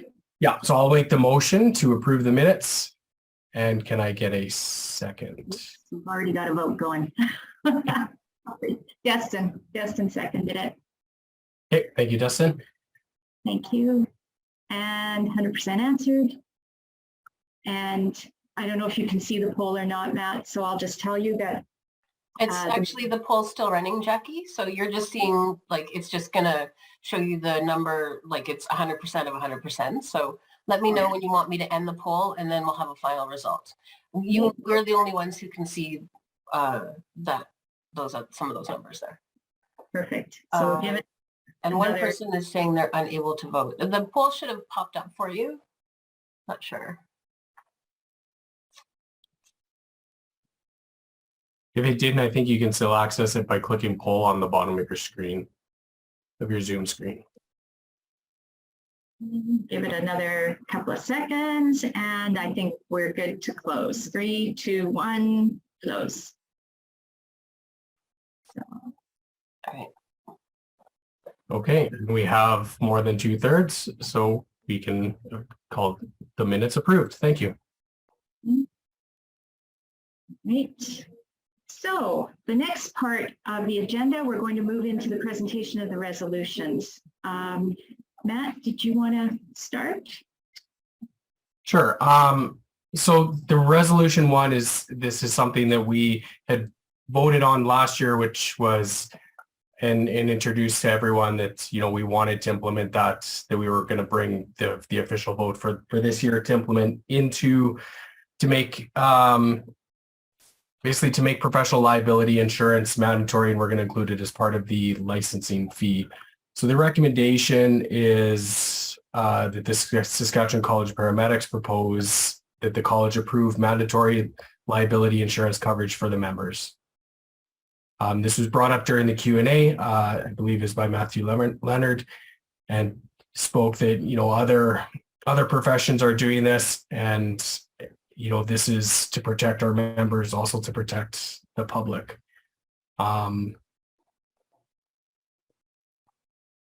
The professional liability insurance is becoming a topic of interest due to the recent cases of professional misconduct in other parts of Canada. It's needed to protect paramedics against the claims of professional malpractice by covering the cost of legal settlement and malpractice from a third party, to compensate for losses and damages suffered by the patients due to some failures on the part of the paramedics, and to ensure that there is financial protection to cover the costs or damages that may be awarded against a member, and by extension, the college in the court. So again, this will be added to the renewal process. Initial sign up will be done approximately 1 month prior to the renewal. And this is just to ensure that the insurance company has everything registered by the time then you go through and do your renewal. We'll be setting up a separate meeting for people to ask more specific questions about the insurance. And if there's any additional questions, you can refer to our executive director, Jack. So I'm asking for someone to make the motion. Oh, sorry. Hold that thought for a minute. There's a couple of questions that have popped up that I can answer in the meantime. Colleen, I can't answer your question. I'm going to turn that to Colette and see if she's able to help you with that. Steve, the projected cost and who's the provider? The projected cost is going to be comparable to the current programs available under the Paramedic Association of Canada. I believe cost all in, including taxes, will be $90. And the provider is pardon me, sorry, I have to go back through my notes. I apologize. I don't have the provider name right off the top of my head. We're working with Harvard Western, who's a broker, and they have gone to market to try and find the best low-cost provider. So we'll provide that to you for sure in the next coming weeks or so. As paramedics, will you need to purchase this or will be added to the fees of the college? If by the college, who are they going to get? Good question. Actually, Rashid, if you could just type in the chat perhaps, or send me a direct note, because Rashid knows the name of the provider. This will be purchased on your behalf by the college. It will be added to the fees. And Glenn, can we amend the motion? We haven't got to the motion yet, so just hold that thought, Glenn. If members already have coverage, will that be able to be used or combined with the SCoP insurance? Or are we providing options? That's a very good question. We are currently working with the insurer to try and figure out if we can obtain a reduced cost, or if the college can reimburse you for 1 year following the implementation of our insurance plan. These are questions that we can probably better answer at our specific meeting, because we are still working out the finer details on people who already have coverage. Let it be said, though, at the end of the day, the coverage will have to be flipped to the college coverage. It's the only way that we can ensure that you don't have to, that 2,000 of you don't have to upload documents, and the college can just ensure that everybody is insured to the proper level. Can you educate me? Statistically, has there been an increase for the number of paramedics to have the insurance? How many cases have come across in Canada where paramedics have had or needed this insurance? We are one of the only regulators in Saskatchewan, health regulators, that do not require personal professional liability insurance coverage. This is it's a standard that most regulated professionals do require. So I don't know that there's a new need that hasn't already existed. We're just trying to play a bit of catch up with where the rest of the regulatory world is kind of sitting. Is there a seconder to this motion, Dale? We haven't got to the motion yet, but for sure we'll get there. Are we expected to vote yes before the meeting explaining what is involved in the liability insurance, Dan? Good question. You're voting on the proposal to introduce liability insurance coverage.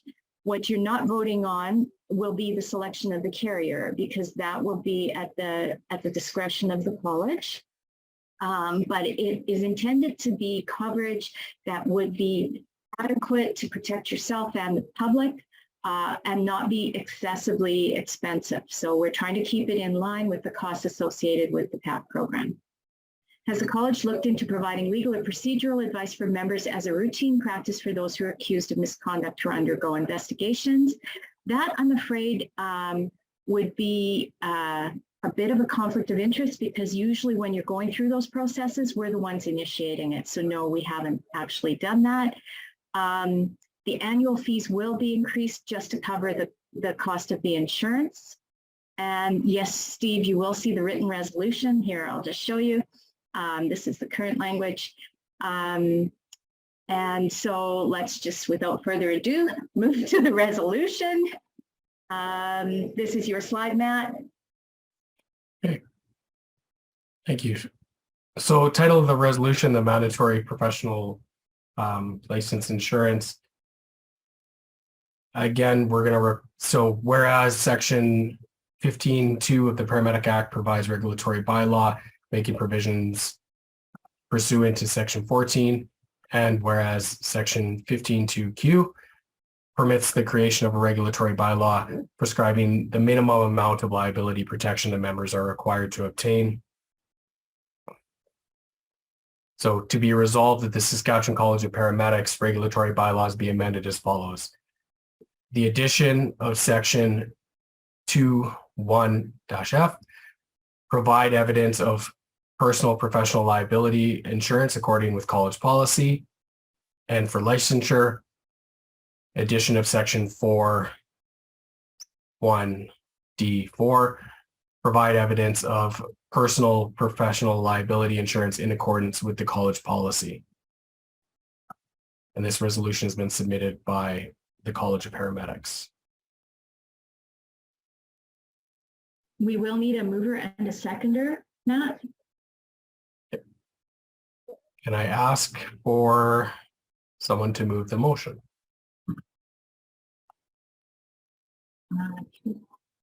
People have raised their hands. There's still a couple of questions there too.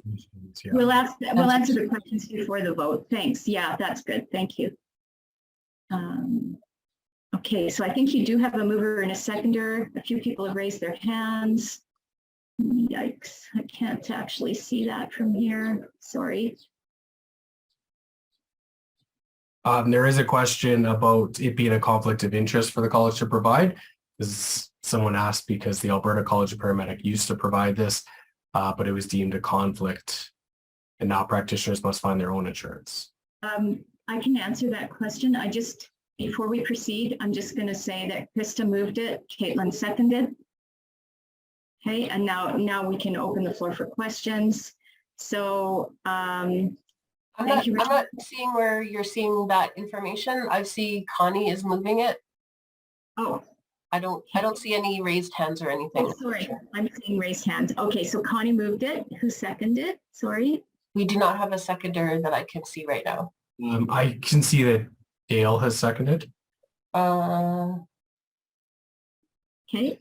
Dale Backline? Oh, sorry. No, he's saying that's the second part of this question. Never mind. So we still need a seconder. Please and thank you. 10 participants have raised their hands. So I've got Cheryl Solanenko. Oopsie. Let's go with Cheryl Solanenko, please. And thank you. Okay. And just, if I could interrupt for a moment, I think that in future with other resolutions that the motion should be made first and then the questions follow and then you move to the vote. It'll just be a little bit easier that way. I think you're right. Thanks, Marilee. I knew that's why we had you on board. Okay, so Rashad has answered the question. The carrier is Lloyd's of London. The brokerage we're working with, as we noted, was Harvard Western in Regina, based in Saskatchewan. Okay, Dan, so this doesn't say that the college will supply it. It says we have to provide proof. So in future, could the college say so in the future, the college could say your responsibility, we're no longer providing it as part of licensing. I will say that the reason we're providing it as a part of licensing is because it's to simplify the process. We're not involved in the actual provision of the insurance. All we're doing is paying the fee on behalf of all the members. We're collecting the fees from you guys and we're paying them on behalf of members. We're not actually providing the insurance ourselves. So that sort of answers the conflict of interest question as well. It's not a self-insured plan, so we're not actually creating the resources to pay any kind of a claim. The insurance is actually held by an external carrier. We are just facilitating the payment of the premiums. Dale, while I support the college establishing regulatory bylaw prescribing the minimum, amount of liability protection that members are required to obtain, I need to speak in strong opposition to the mandatory professional liability resolution as it's written in its current form. The first concern is I have the power imbalance the resolution gives to the college by not prescribing the minimum amount of liability insurance in the regulations as the Paramedic Act permits. Instead, the resolution is obscure on the amount and simply puts the decision making in SCoP policy that it does not have the same checks and balances as a regulatory bylaw. Instead, it bypasses the need for 2/3 of the membership in an AGM or 2/3 of council to approve what the minimum amount of liability insurance is set at and removes the need for ministerial approval. That power and authority should never be at a policy level and should be at the regulatory bylaw level. It has gone from one extreme to another. Marilee, maybe I can get you to respond. I don't believe that the college is offside by writing the bylaw in this way. that perhaps you could comment. Well, it will require the minister to approve. So it will be a question of whether or not the minister supports the this kind of an approach. And, you know, the minister may or may not, which if the minister did not support it, then the college would have to address whatever issues were of concern to the minister. The other thing is that that Bill 120 that's about to be proclaimed in force may change the process by which bylaws are actually made. And so, you know, in future, this may be a very different process. So, you know, I appreciate the comments that have been made, and whether or not the members of the college support approving the bylaw as proposed in its present form will be, of course, up to the members. But as I say, ultimately, it cannot be effective unless the minister also agrees. Thank you. So the college doesn't have the ultimate authority to just impose a bylaw on you at this stage in the game. And Dale goes on to say he's concerned about the silent resolution on what's being proposed as a minimum amount of liability insurance. We did present this last year at the AGM. The minimum requirements will stay in policy because as the needs of society change, the minimum requirements may also change. Most members have, most members have the liability insurance provided by their employer that's considered world-class coverage. Collaboration is one of SCoP's core values. The college develops and leverages collective relationships in order to achieve its goals. I'm just going to move to your question. What have the subject matter experts advised SCoP during their consultation process in terms of the need to have additional insurance on top of whatever they already have beyond when doing the work on behalf of the employer? Have subject matter experts advised the college that existing liability insurance is sufficient? Without that data, I cannot support this resolution. So Dale, yes, actually, we've had many conversations about what personal professional liability insurance means as opposed to simple employer professional liability insurance. There's a substantial difference between the two and the type of coverage that's involved. Most regulators or regulatory bodies do not specifically rely on employer-related coverage, and that's for a number of reasons. Employer coverage does not cover you against being offside your code of conduct or your practice. So if somebody actually makes a determination that they're not going to practice within their scope of practice, that liability coverage won't cover you. Secondly, it doesn't cover you when you're a volunteer, and we have a significant number of members who are volunteers. While I appreciate that your employer does provide you with coverage, that coverage is not sufficient to address intentional misdeeds or intentional or unintentional actions that occur outside of the work environment. So there is a need for you to have that additional insurance. I completely appreciate your frustration with feeling that you're already covered. But we have consulted and we've spoken with regulators as well as other professions to determine what is appropriate for an individual who is licensed to practice outside of a single employer environment. So that's why, and I completely respect the fact that you're unable to support the resolution. Okay. I think I'm going to move on. If you can just, click on answer live and then done to the questions that you've covered, Yeah. then we'll clear that queue out. Okay. Done. Okay. Sorry, I just want to see if there are any other questions from anybody besides Dale. So if we had to purchase our own liability insurance, would our licensing fees be cheaper? The liability insurance coverage we're providing for you is actually the least expensive that we were able to get on the market. It is comparable to what's available through the PAC, the Paramedics Association of Canada. Okay. The cost is $90.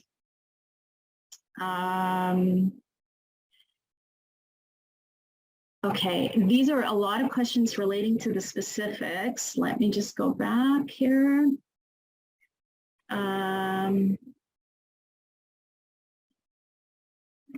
The way this is the way this is reflected suggests that the member has to provide proof of liability insurance. However, the liability insurance coverage will be mandatory through the college. At some point in the future, that may change, but at this point, that is for a number of reasons which I've already mentioned. So the college enforcing mandatory insurance and at the same time single sourcing a provider is not a conflict. I understand the concern around the uploaded documents, but it removes practitioner choice. You're right, Shauna. It does remove practitioner choice. We did this because there are economies of scale that can be gained by purchasing insurance in a bulk manner. And that is not something that we take lightly, but it is something that is very common among regulators. Okay, I'm not going to be able to answer the question about the practitioners in Lloydminster at this point, but I'm happy to answer questions about that if you want to reach out to me personally. We're just going to stick with just the liability insurance questions. Okay. So, point of order, all my questions have not been addressed. This motion needs to be allowed for discussion to occur. I completely agree. Perhaps what I can do here, I'm coming back to you, Dale. I just wanted to see if anybody else had any questions before I went back to you. Okay. Okay, let's see. Can I see these? All right. So actually, Colette, if you can just open Dale's opportunity to speak, it might be easier for me to just answer his questions directly.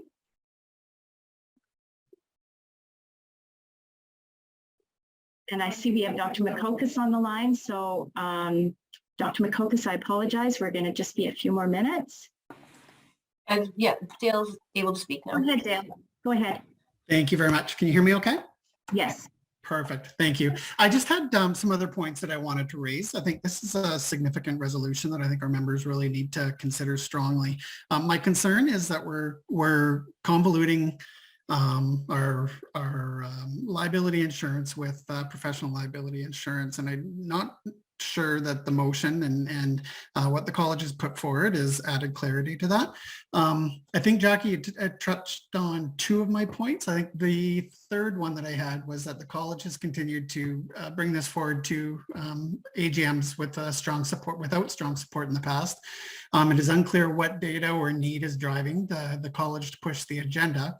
The college has argued that SCoP members are the outliers, as you mentioned here earlier, among narrow members in terms of not requiring liability insurance for its members. And I'm just curious if the college has prepared some strong evidence of what evidence-based analysis has been completed by the college comparing minimum liability amounts specifically, not necessarily that the insurance is there, but the amounts between SCoP members and other narrow members.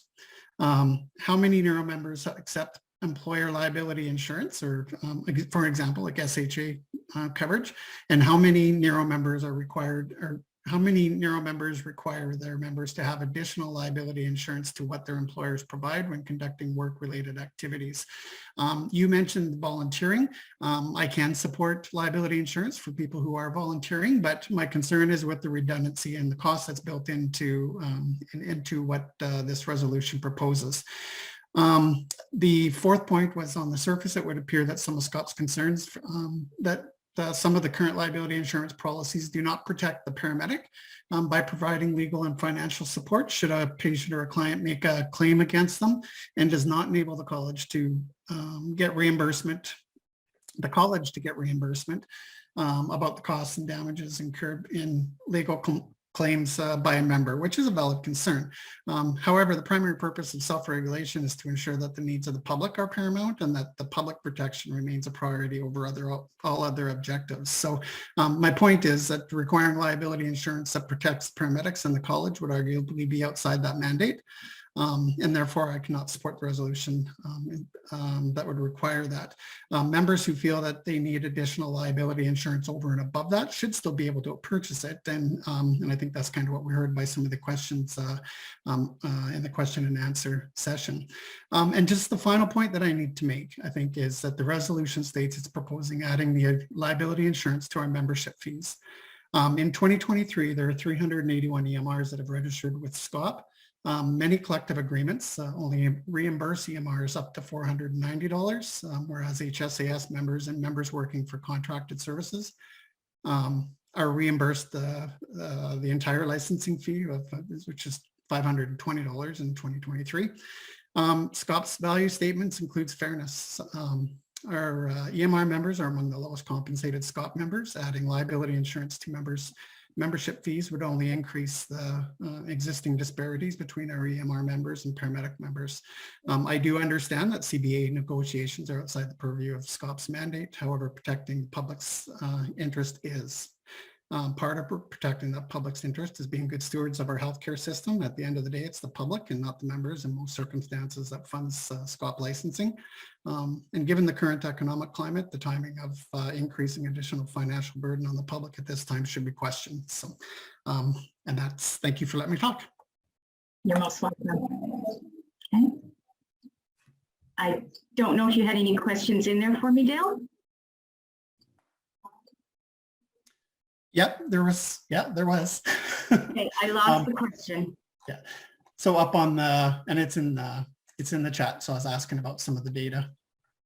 So data itself, I don't have the ability to present the data, the background data. We're presenting simply the concept of introducing professional liability insurance. I'm happy to have an offline conversation with you specifically about the data. I don't think that it's disadvantageous to ensure that the public has the ability to pursue legal action against a practitioner if they are guilty of malpractice. And that's part of the reason we're introducing this. So it absolutely leans towards the public. Okay. At this point, I'm going to move on. There's quite a bit of commentary in the chat. Okay, so I think what I'm going to do is I'm just going to move on and turn it back to you, Matt. Okay, so Matt, we have a mover and a seconder, so I think we can call for the vote. So Colette, if you can just run the poll.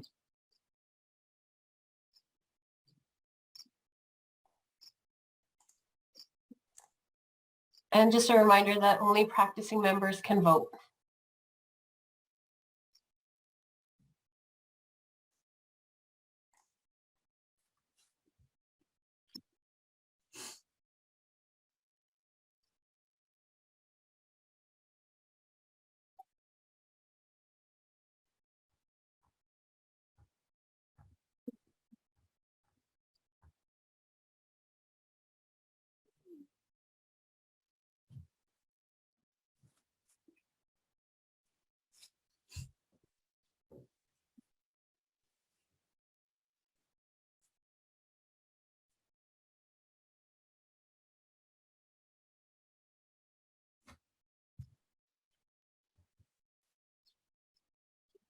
Okay, so I think we'll call the vote. Give it one more minute. I hit end when you said call the vote. Okay. Okay, I can't share results. The motion did not pass, so it will be brought back in the summer. We'll have a special meeting specific to this motion in the summer. Thank you very much for the questions and the conversation. This is the results. Okay. Okay. Thank you. Okay, and so resolution 2 is a housekeeping motion. And basically what we're asking for is to remove the timeline for the maximum 60-day application for an exam and the minimum 15 days between exam attempts. And we're doing this because it's simply not realistic to have people apply for the exam within 60 days of becoming licensed. So that's the gist of the amendment. So Matt, if you could just read the amendment. Sure. So the resolution, Saskatchewan College of Paramedics Regulatory Bylaws Housekeeping Amendment, whereas Section 15-2 of the Paramedic Act provides for regulatory bylaw making provisions pursuant to Section 14, and whereas 15-2A permits the creation of a regulatory bylaw prescribing the qualifications, standards, and tests of competency for 1, the registration of persons or any category of persons as members, and 2, the issue and renewing of licenses. Be it resolved that the regulatory bylaws be amended as follows. Section 3-B-1. A person applying for registration as a practicing member, in addition to meeting the requirements of subsection 1, shall B, provide evidence of successful completion of the licensing examination approved by council, or evidence of having applied to take the examination. 1, a person will be limited to 3 attempts at the licensing examination. So we'll need a mover and Can I get someone to make the motion to approve? I see 4 people have raised their hands. I can't see any of that, sorry. Sorry. So Pam Rowland, Christina Robinson. Okay, Cam Rowland, and can we get a second? Christina Robinson. Christina Robinson, thank you. And we'll post the vote.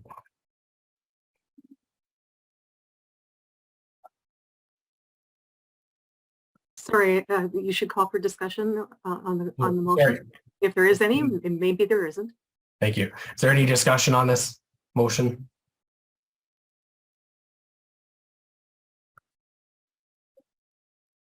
See anything?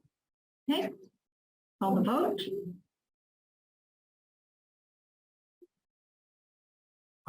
There are some questions like what happens after 3 fail attempts.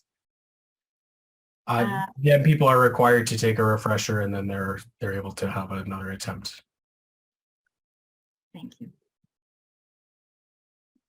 Okay, Colette, I think you can post.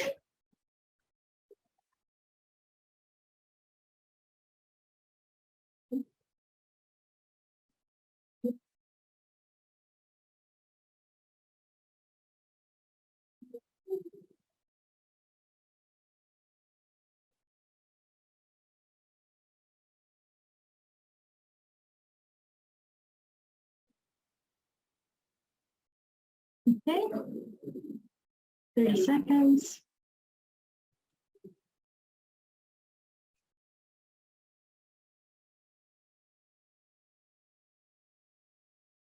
And I think we'll call the vote, please. And the resolution passed. Okay. And third and final resolution is again clarification of intent to ensure that new graduates can use their program as completion of continuing education credits for the first renewal following the initial licensure.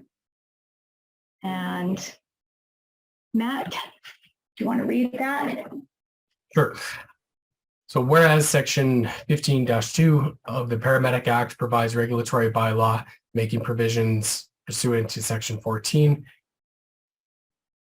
and Section 15-2-A permits a creation of a regulatory bylaw prescribing the qualification standards and tests of competency for 1, the registration of persons of any category or persons as members, and 2, the issuing and renewing of licenses. Be resolved that the regulatory bylaws be amended as follows. Section 5-3, 5, maintaining eligibility as a proxy member. 3, a person who has completed the requirement for initial registration and has graduated from the initial education program in the previous 2 years shall be exempt from meeting the continuing medical education requirements for the first license renewal cycle following initial licensure. And I'm wondering if we could get a motion and a seconder. So 2 people have raised their hands, Christina Robinson and Dale Backlund. Okay. So motion And is let's open it up for discussion.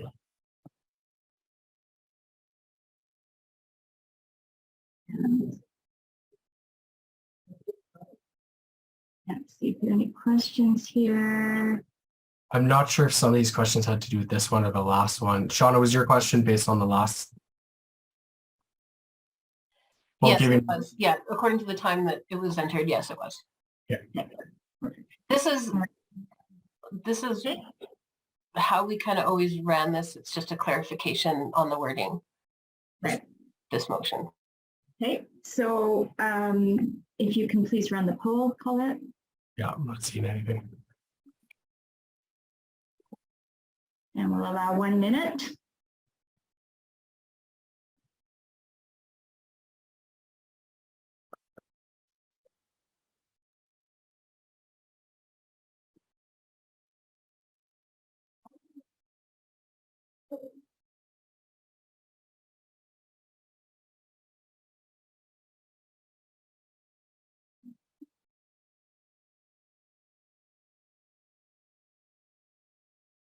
Okay, and in the poll, please, Colette. And the motion has passed. Okay. All right. So we will actually, I would like to recommend that we pause the meeting at this point to move to Dr. Makokis, and then come back to the announcement of council. I realize this is an amendment to the agenda, but am I allowed to do that, Marilee? Just because we've had Dr. Makokis sitting for 15 minutes. Yes, you can do that. Technically, you require a motion to be supported by a majority. Okay. Can we have a motion to jump to our first speaker in the agenda? Okay. So amend the agenda to allow Dr. Makokis to do his presentation, and then we'll come back and continue on with. So we get an motion for that amendment. So Christina, oh shoot, I lost it. Christina Robinson Yep. Proposed it, and Caitlin Fraser was the seconder. Okay. And Colette, are you able to launch a poll for it? No, this will have to be done by show of hands or some other method. So if anybody, could everybody show of hands? Please raise your hand. Okay. And yes, we are good to go. Yeah, thank you. Okay. All right, so let's go to our keynote, our first keynote, keynote speaker.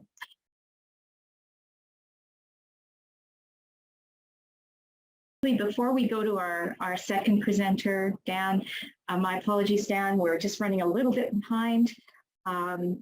Election results. Okay. So Jason Fargo was successful by acclamation for member at large fire, and Jesse Chorkway is a member at large. So in addition, we would like to formally welcome our new public representative, Roger Carrier.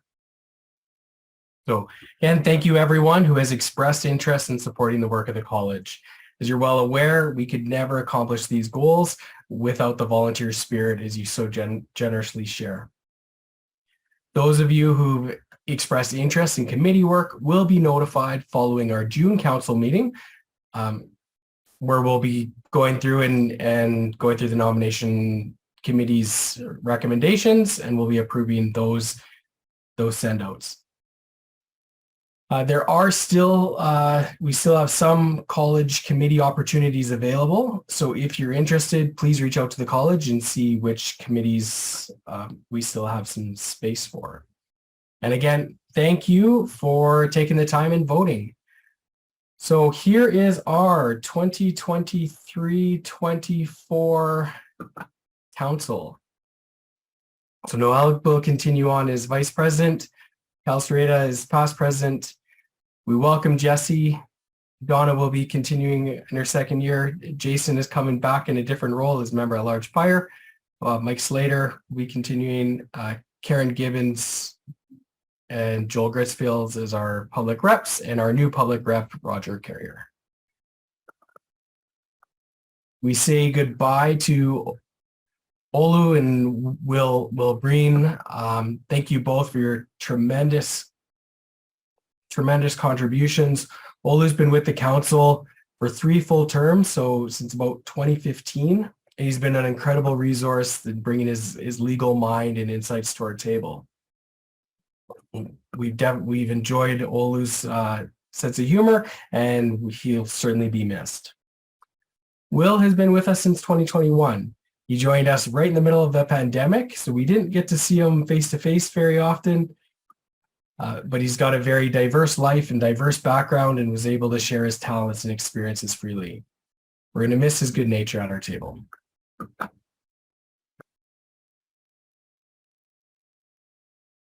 So I would like this concludes the business side of our meeting. And as Jackie said, we're going to take that one motion. We're going to talk about it with council. We'll have that introductory meeting first. I think that info session meeting because we heard loud and clear that, people want that first before voting on a resolution. We'll rework the wording of the resolutions, and we'll come back and have a special meeting in the summer to be passing that, or to propose that. So thank you all. I would like a motion to adjourn the formal business part of the meeting. Okay, just a minute. I'm seeing a lot of hands, but In the Q&A, Derek Dagenet makes the motion to end the business section. Excellent. Okay, and we don't need a seconder, so thank you. okay, so I am very pleased to welcome back Dan. Dan Fraser is currently an investigator with the Saskatchewan College of Paramedics. Probably busier than he wishes he was. But in 2020, Dan retired from the Calgary Police Service, where he helped train thousands of officers and partner agencies in the use of force, communications, and crowd management. Dan speaks regularly in Canada and the US on topics of communication and persuasion. He's a verbal judo instructor and is trained as a hostage negotiator. His articles have been published in several magazines, and he's the contributing author to the book, If I Knew Then, Life Lessons from Cops on the Street. And his current book, Kick-Ass Presentations, will be available, was available last year in March. So without further ado, I'd like to welcome Dan and turn it over to you. Dan, do you need to share screen? Probably, hey? I am going to share screen. Before I do that, I think everybody's been told don't use the chat or put your questions in the Q&A or whatever. We're going to use the chat for this. So all the old stuff that for everybody's listening, you can totally use the chat, and we're going to have a little bit of engagement here. So yeah, thanks so much for having me. I had a friend tell me a story the other day. She was looking for a new vehicle, and her and her husband take their truck. They got a Dodge Ram. They go down to a dealership, and they're wandering around. They're at the dealership they want to be at. They find the car they want, and they cannot find a salesperson. And when they do, this person is sitting against the building, having a smoke, and he's not really paying attention. And they tell them what he wants, or what they want rather. And he says to them, well, are you trading in a vehicle? And they said, yeah, we are. We actually have our Dodge Ram right here. And he goes, you're not going to get much for that. I don't even know why you bother. And so they're kind of going, we don't like this guy. And so even though they found the car, they were ready to just buy the car that day. What do you think they did? They walked out of there. They went somewhere else. And this is where, not that, how do we relate this to being a paramedic? Well, people aren't going to walk away from you necessarily, but we're always persuading people and we're always trying to get them to cooperate with us. And that always works better if they know us, they like us, and they trust us. So how do we do that? So let me share my screen here. There we go. See if this works. Is that showing up for you, Jacqueline? Yet, not Perfect. Yet. Nope, not yet. Oh, it's not showing up yet? It No. says, I am sharing my screen. Can anybody else? Matt, can you see it? I can see it. Okay, good. It's just me. Go ahead, Dan. Sounds good. Yeah, I'll just I'll carry on. Yeah, so what we're trying to do is we're trying to get this know, like, and trust factor up with our patients, with our coworkers, with our family even, because things go a lot smoother. So what we're going to talk about today is kind of how we can do that, and probably in a way that you perhaps have not seen before or have not considered before. So ultimately, we want to turn up our likability, because if people like us, everything's going to go smoother. And you can think of your own life and whether you're buying something, whether you're looking at entering a business deal with somebody, whether you're just having a chance interaction with somebody, if you like them more, things are going to go smoother. You're more likely to sort of buy what they're selling. So how do we do that? Well, one of the things I want to challenge you with first is that this thing called the OK Plateau. And this is from Jonathan Foer. He's written lots of really great books, kind of a science writer. And if you think about your own profession, right, we're down in the bottom there, we've got incompetence. Hey, I'm not a medic. I've never been a medic. You ask me to ride on an ambulance, I am going to be incompetent. But then you go to school, and now we start on this upward journey towards being competent. And what happens is we get to this plateau where we kind of go, yeah, we're good. I got this. And if you think about not just your work, but everywhere, let's say driving, for example, most people learn how to drive. They get to an acceptable level of competence and they go, I'm good. How many people are going out and taking more courses and getting more instruction to be a better driver? Typically, they're not.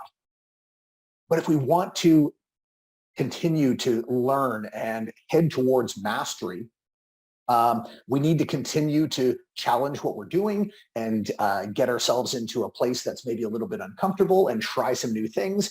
And so that's why I'm hoping that you pay attention today, because we're gonna talk about some steps sort of towards that communication mastery.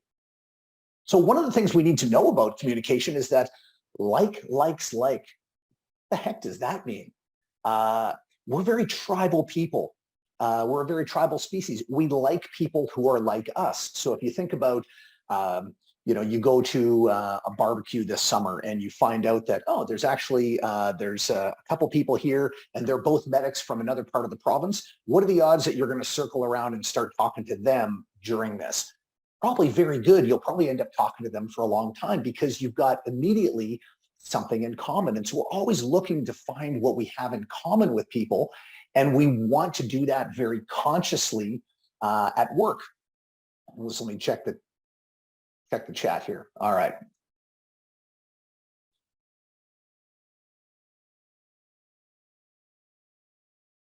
So if we can be purposeful about this at work and look to find something that we have in common with people, it shouldn't really be that hard. And it doesn't need to be something major. It can be perhaps a view that we have on something, or, they drive the same car as you, or something like that. That starts to build rapport immediately. So if we can always think about sort of like hunting for these likes, hunting for things that you can go, hey, you know what?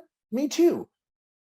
Anytime we can do that, we're starting to build rapport right away. And some people do it very easily, as we'll see, and other people, it just doesn't come as easily. So we want to make it something that is almost like a habit that we're doing when we're dealing with people. Now, communication is the single most frequent behavior you engage in as a medic. You know, you think about when you're in an ambulance with your partner, you're constantly communicating. As soon as you're out of the ambulance and you're at a scene, you're communicating. If you're walking slowly to somebody who is administering CPR and you're making sure that you've got all your equipment and you're chit-chatting with somebody on the way, you're communicating stuff about how important you view that to everybody around you. So then, of course, we're communicating with patients and their families, et cetera. It's just we live in the sea of communication, whether we think about what we're talking to people about or not, or whether it's our nonverbal communication, what we're doing with our hands, with our face, with our posture. So we're going to kind of have a look at that. So how do we communicate more effectively? Here's the thing. We live in this sea of behavior. So let's observe what other people are doing and get used to seeing communication behavior, then analyze what we see and go, what is it? Where does that kind of fit in? And I'm going to give you a model for that today, a model that is simple enough that you can actually carry it around in your head and use it. And then finally, the magic is tailoring this to how you respond to other people, because you've got a way that you communicate and it doesn't always go over well with everybody. It goes over well with some, but not with everybody. So how do we change our own behavior to be more effective? So what I'm going to get into is something called the DISC model. And I know people have taken some courses and things on this. Sometimes it's kind of viewed as like a personality sort of test. I guess perhaps it can be. For today's purposes, it's not at all. We are looking at behavior.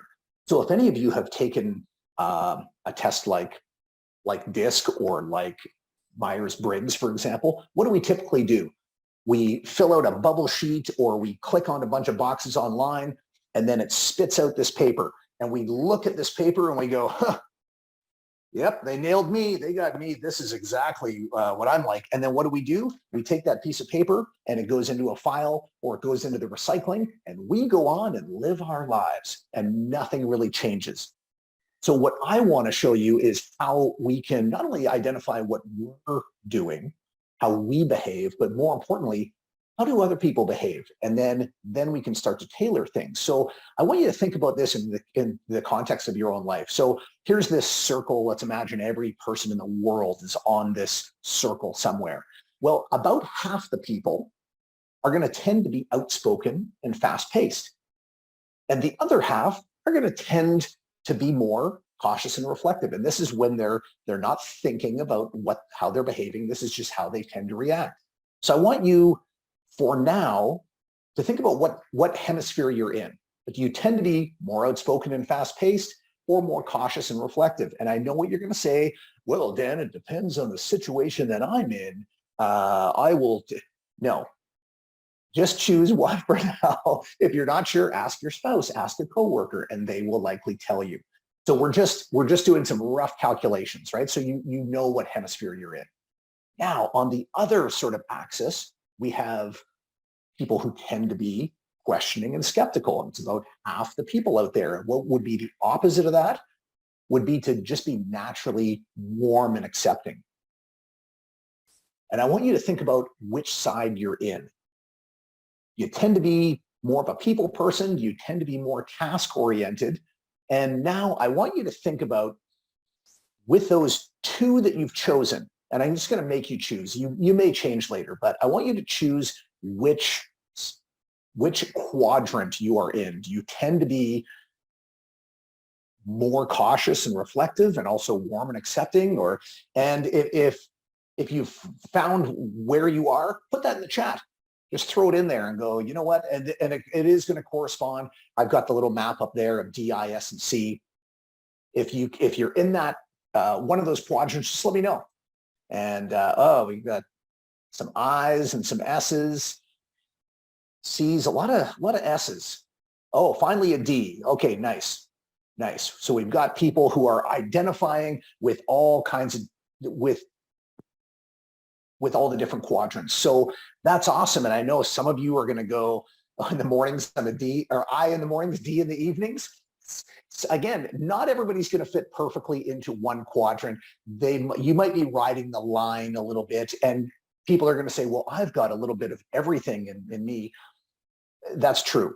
However, I'm going to kind of lock you into one for now, just so you can put that in your mind. That's awesome. Thank you for adding that to the chat. So let's simplify this a bit. And whoops, and we're gonna say that if you're in that top half, you tend to be more assertive, versus in the bottom part, you tend to be more reserved.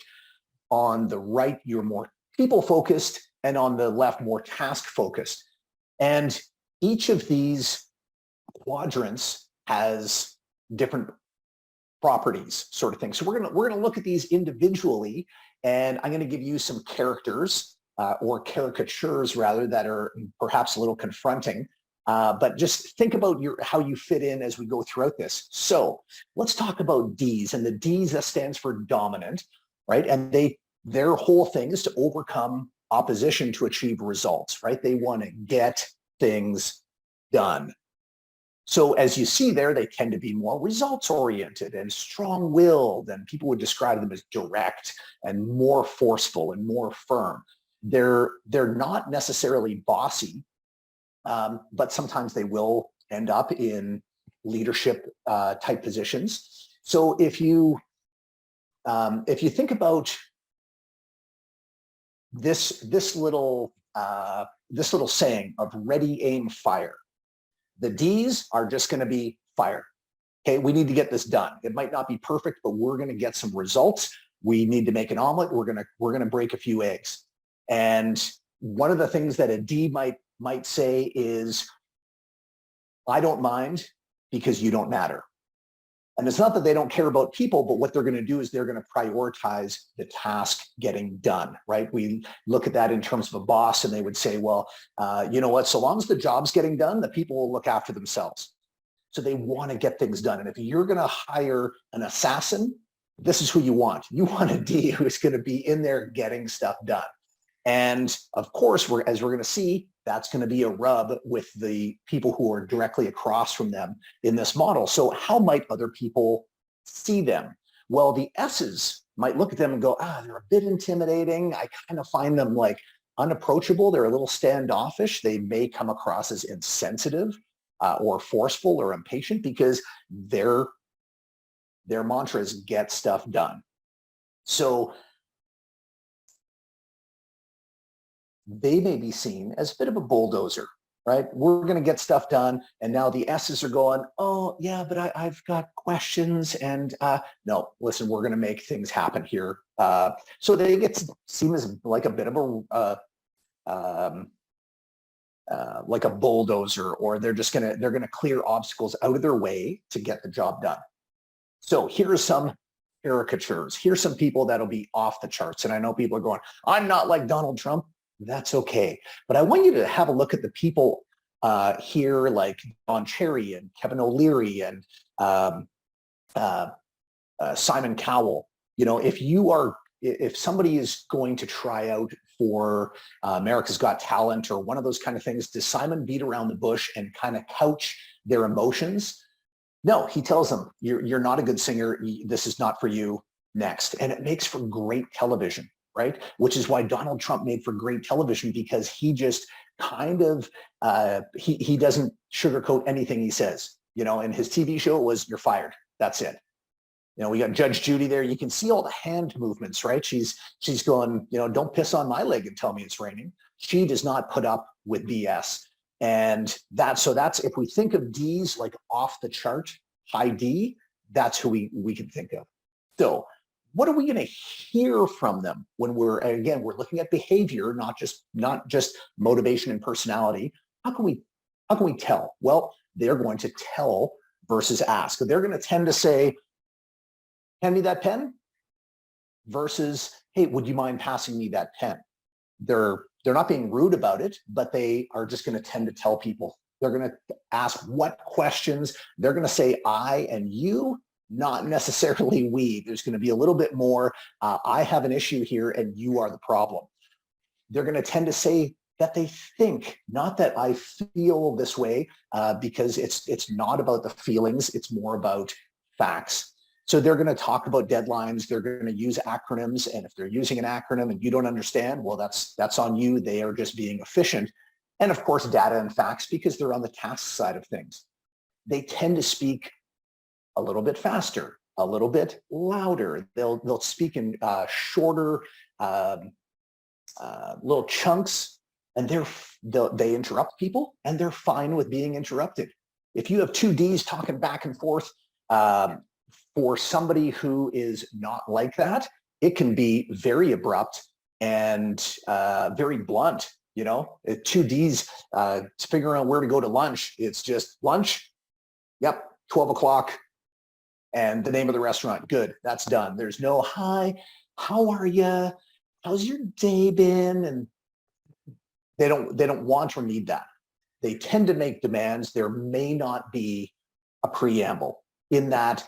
If you have somebody who tends to come into your office and just go, hey, and they get right down to business, that's often tends to be a high D. I worked for a very high D boss, and this is the way that he wanted things. That if I came into his office and I said, hey, how was your weekend? He'd go, why are you asking me about my weekend?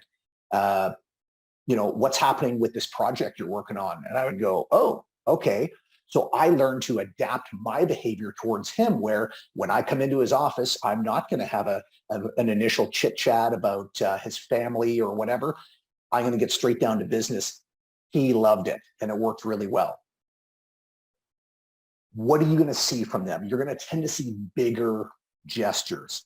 And that's the same with the eyes. The people who are a little bit more outspoken, they're going to tend to use their hands a little bit more. These are going to have eye contact, maybe that narrowed eyes as they're really honing in on speaking to you.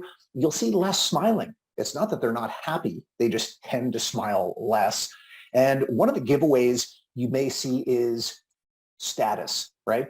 They're going to wear all their medals. They're going to have all of their certificates on the wall in their office. They're going to make sure that people sort of know that, they've got time in, or they've got rank, or they've got whatever they have, whereas others may not be as important to them. So that's the D's. And let's go on to the I's, right? I is for influencer, and they like to influence and persuade others. Their whole motivation is to get noticed. Okay, so as you see there, it's like they tend to be more outgoing and optimistic and lively, high-spirited and enthusiastic. These are the ones who are making plans for what's going to happen at the coffee break and where are we going at lunch and these kind of things.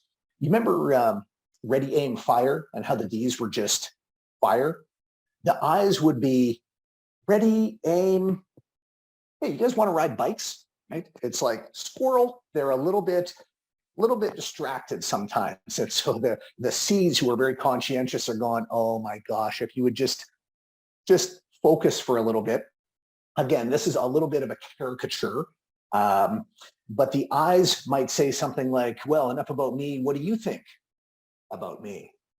They love to talk about themselves. It's about relationships, and they are really the cheerleaders. So what are the conscientious, task reserve focused people going to be thinking? Well, they're not detailed enough, right? They're not concerned with the stuff that perhaps is very important. They tend to start projects and then get real excited, and then squirrel, they kind of abandon that, and now they're on to something else. They tend to perhaps lack organization and lack interest in details, even in important ones.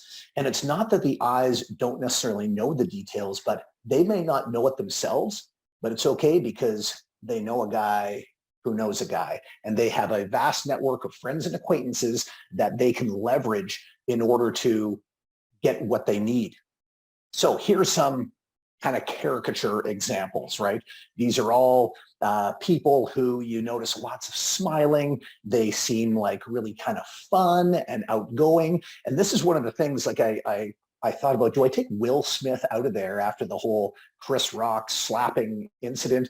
And I thought, no, this is really, one of the things that shocked everybody was that it was so out of character for Will Smith to do that, because he's generally so sort of likable and stuff. And that was just such a departure.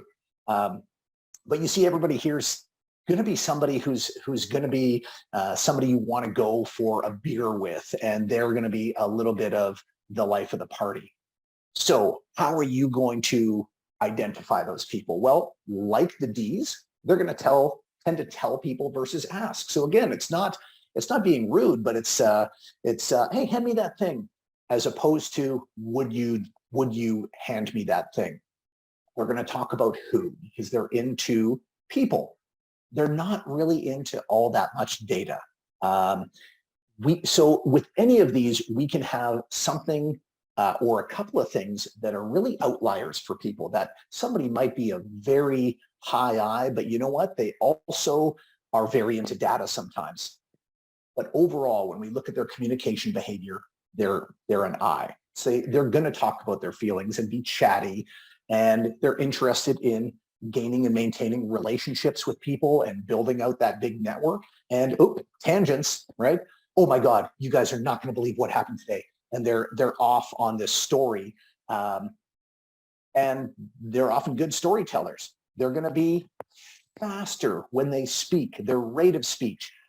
Sometimes there's one person that I worked with who I knew was a high I before I went to have a meeting with her, just by her email behavior. Mostly it was a lot of very quick hitter kind of stuff, lots of emojis, lots of exclamation points. And I'm going, this person's a high I for sure. And I go and meet her for the first time, and she is speaking very quickly. And I said, wow, do you ever talk fast? And she goes, I know I talk fast. People tell me I talk fast all the time. I just tell them they need to listen faster. And I'm like, okay.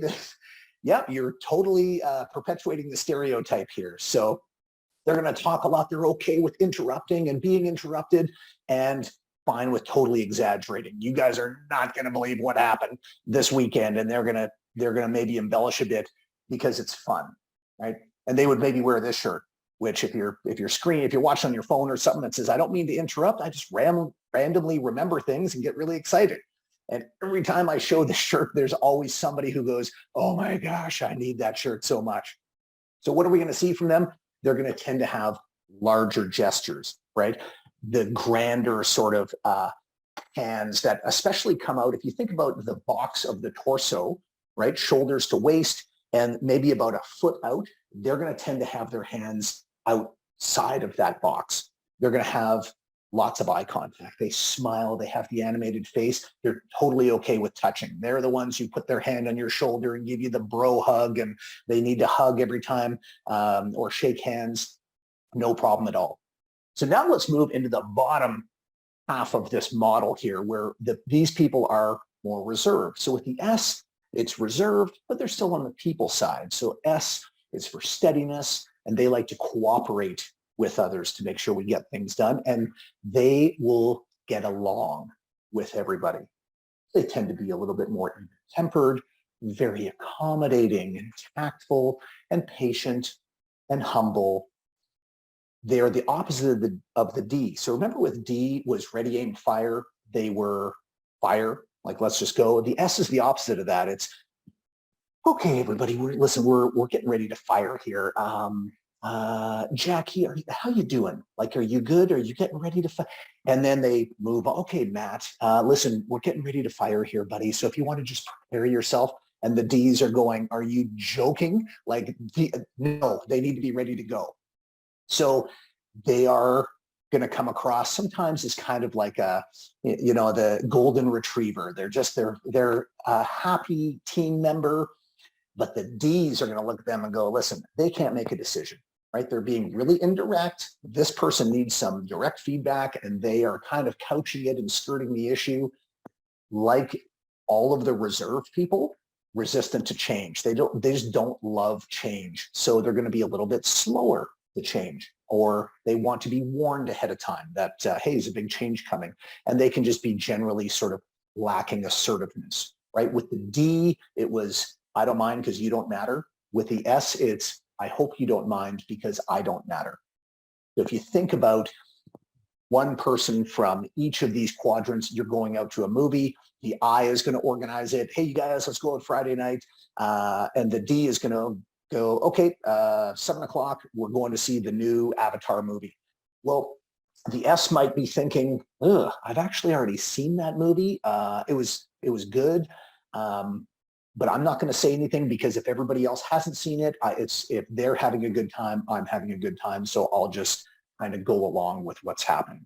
And they go along to get along, right? Then sometimes they're a bit of a milquetoast, a bit of a, people can tend to walk all over them because they're not going to stand up for themselves in the moment. What S's will do is potentially get walked on in the moment or not get what they want out of a meeting, but they will leverage all of their close relationships that they have built, carefully built, to influence in the background and then have the decision that they want perhaps a little bit later. So here's some examples, right? We've got, Mr. Rogers and Ned Flanders. Hey, diddly ho, neighborino. Like just the thing grandfatherly. These are the people that, they're not going to get upset. They're typically very warm and inviting, but not the most assertive people. So how do you tell if you're dealing with an S? Well, they're going to tend to ask. They're very, they're going to make sure everything's okay. They're going to use that teaming where they're going to tend to say, we've got an issue here as opposed to you. They like using people's names. They're fine talking about feelings and chatting and sharing relationships. They're going to tend to speak a little bit slower, a little bit softer. If you interrupt a high S or a high C, right, they're reserved, they're going to stop. They're going to listen, and then they're going to start again. They're going to be typically very agreeable, or at least not come at things head on. They're going to tend to go, you know what, I see your point, but I've got my own thoughts on that. They're going to share their lives and they're going to ask for feedback. How am I doing? Because we want, the S's really want to know that they're doing a good job. They're going to tend to have smaller gestures. They're on the people side, so they're going to be smiling a lot more. Very good listeners. The furrowed brow of, that's interesting. And they'll face you and they'll be very focused on you. Now, I've got, okay. I thought I had one more slide there. So let's talk about C's now. So this is conscientious. They're going to work conscientiously to ensure quality and to get things right. So now we're on the reserved side of things, but very task focused. So the C's tend to be thorough, precise, private, analytical, and systematic. So you remember ready, aim, fire? Well, with the C's, it's ready, aim, aim, aim. I'm still aiming, aim, and the eyes are going, what are you doing? Pull the trigger, like let's go here. And we don't have quite all the data yet. So we're going to slow down. These are the people who read the whole manual, right? The eyes go, I don't know this. You know why? I don't need to know. I know a bunch of high C's and they've read the whole thing. And they can walk me through the 37-step process for this. So the C's are like Canada Post, right? They're not sexy, but they deliver. You might not get sparkles and fireworks, but they are going to get the work done and it's going to be thorough and precise. So of course the eyes are, what are they going to see them as? Well, oh, you're just being perfectionist, right? You need everything perfect. Or OCD, which is, it's not really, this is not used maybe in a great context as far as a disorder, but they like to have things in order. And for people who are kind of maybe a little more scatterbrained, they go, man, like you need to have everything just so. Because they're not smiling all the time, because they're not quick to weigh in with their decision, other people can see them as a little bit aloof, a little bit, oh, you're too good for this conversation? No, the high C's are thinking and formulating a response. And I tell you what, if you want to make a high C freak out and be nervous, ask them to speak in public unprepared. No way. Don't want that at all. And sometimes they're seen as lacking creativity, and really creativity has nothing to do with any of this. But if you have somebody who tends to follow the established steps, they can appear to not be as creative. But that's not a thing at all. They want to be right. And if somebody else has come along and created this situation where they can refer to something, they'll probably at least start with that. So here's some caricatures of this. You know, Mr. Spock would be like the ultimate high C. It is all analysis. There is no feelings that are brought into this. So what you're going to tend to see is kind of like less smiling overall, but people who are very thorough and thoughtful and precise. I love this picture. It says hug an engineer day.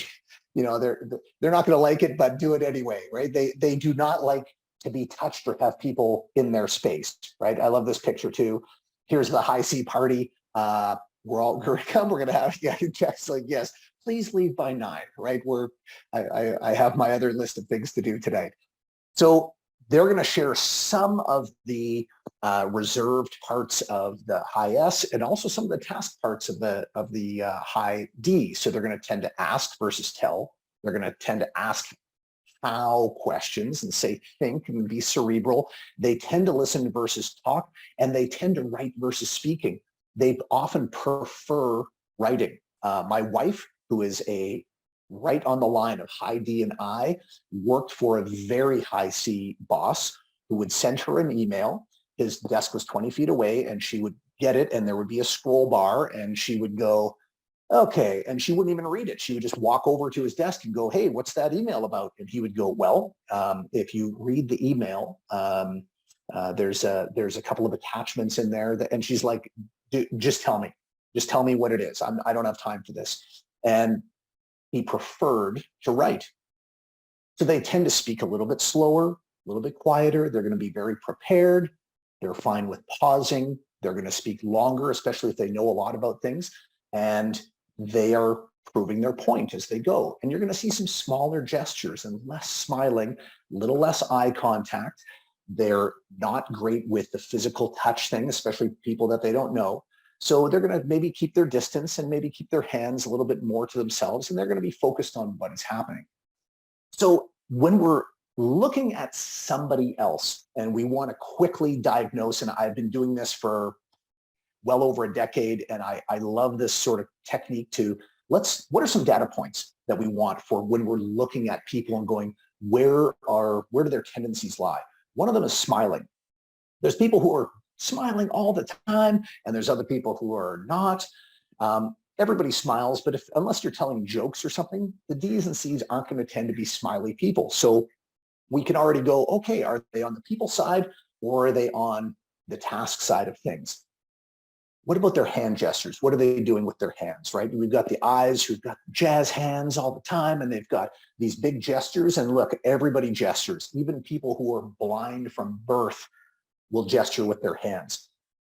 The reserved people, it'll tend to be sort of inside that box of the torso that I talked about. So they're still going to use their hands maybe just a little bit closer in, whereas the I's and D's might be out here, and it kind of freaks the C's out when you got somebody who's doing these big gestures. So we can look at hand gestures, and the last is rate of speech. Just in your regular conversation, if you know your rate of speech, sometimes you get this mismatch. You ever talk to somebody and they speak so slowly and you're just going, oh my gosh, I can't handle this. Or the other way where they're just like a chipmunk on crack, and so that's another data point for us to go, are they on the assertive side or are they on the reserved side? So if we start looking at that, we can start to plot this and have a little bit of an idea, and then the magic starts. We can start to round off our own corners, right? And it's almost like people are wearing, a name tag that says, this is what I want. I want collaborations. That's the S, and the accuracy is the C, results is D, and the, hey, let's go for coffee. That's what I'm thinking about next. Let's socialize, right? That's the I. So if you think about where your own tendencies lie, right? That's great. That is really good self-discovery. But the magic lies in looking at what other people are doing and then just making some changes so that we can be more like them, because we like people who are like us. So for the D's, what can you do to round off your edges, right? We're not telling anybody to become a chameleon and totally switch your behavior. That's not going to happen. But for the D's, you can realize that when you're around somebody who tends to smile a lot, they are making a judgment that if you don't ever smile, you are not happy, you're not having fun, you're not agreeing with what they're saying. That I know in your own mind, for the D's, that's not about it at all. But if we can just be conscious of that and throw in a smile every now and again, especially with somebody who's really smiley, we will get better results. The other thing is the one breath rule. So after somebody else stops speaking, especially if they speak a little bit slower, take a breath and then start. And that what that's going to stop you from doing is kind of walking over the other person in this conversation. Now the eyes, what can they do to kind of round off their corners again, to be a little bit easier to handle for the C's? Well, limit socializing to 5 minutes, right? And you get the people who are always around the water cooler, always chit-chatting and stuff. Just notice what's going on and maybe go, okay, I need to dial this back just a touch, and just limit those exaggerated body movements. If you got this person is taking a kind of a step back from you because you're, oh my God, you're explaining all this stuff, and they're a little bit, they're noticing, just dial it down a little. That's all. Not all the way, just dial it down a little. So for the S's, what the S's need to do, you need to make a firm statement of opinion. Often if you ask S's, hey, what do you think of this? They'll go, well, because they don't want to upset anybody. Well, you know, we've got A, we've got B, and I can see how the A side, you know, there's a lot of good there, but also the B's have some, and the D's are going, oh my gosh, just make a decision. You're not offending anybody. So recognize when that's happening and go, you know what, they're just looking for an answer. Okay, we're going with B. And ask how people are doing only once, because sometimes we have S's, and I worked with one who is, I shared an office with, who would be like, hey, how you doing? Hey, great, having a great day, had a good weekend, whatever. And then, but how you really doing? And it was like constant, like, so, but how's it going, right? And for another S, that might be just fine, but you do that with a D and they are gonna, that drives them up the wall. So again, just a little bit of self-awareness. Now the C's, just like the D's, smile, right? It's okay to smile. I know the world's not perfect. When it is, all the C's will smile. The other thing is the 80% rule, meaning if you spend a whole bunch of time to get 80% of your data right, you're then going to spend another 80% to get to 96%, and another 80% to get to 99.2%. And it's like never there, where sometimes that level of granular accuracy just it doesn't need to be there. So recognize when it doesn't need to be perfect, and it's okay to sort of shoot from the hip and only be 80% correct sometimes.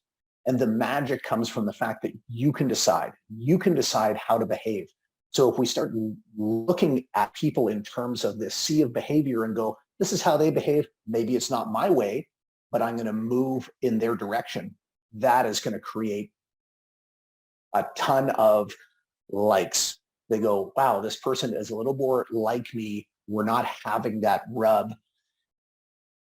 And we start getting off of that plateau of the okay and start moving towards mastery. And as you do this more and more, it just becomes easier and easier and easier. So I'm going to stop my share here. What questions does anybody have about any of this? And I'll sort of watch the chat here. People are, it's a lot to take in. I get it. It's really good, Dan. I appreciate that. Thank you, Jacqueline. Yeah, the D's are going. Okay, you could have summed this up a while back. The I's are going, hey, you know, I'm meeting a friend for lunch. Thank you, Dale. So yeah, this is just kind of a feel like a jump between throughout the day. Yeah, and what you'll find is that you may have to act a certain way at work, and that might not be your regular tendency.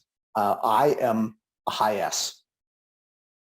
in my former life, I was a drill instructor in the Army. That was against sort of my nature to be raging on people. That's a high D kind of thing. So it would take more energy for me, just like it takes more energy for somebody who's a high D to do, say, something like active listening, right?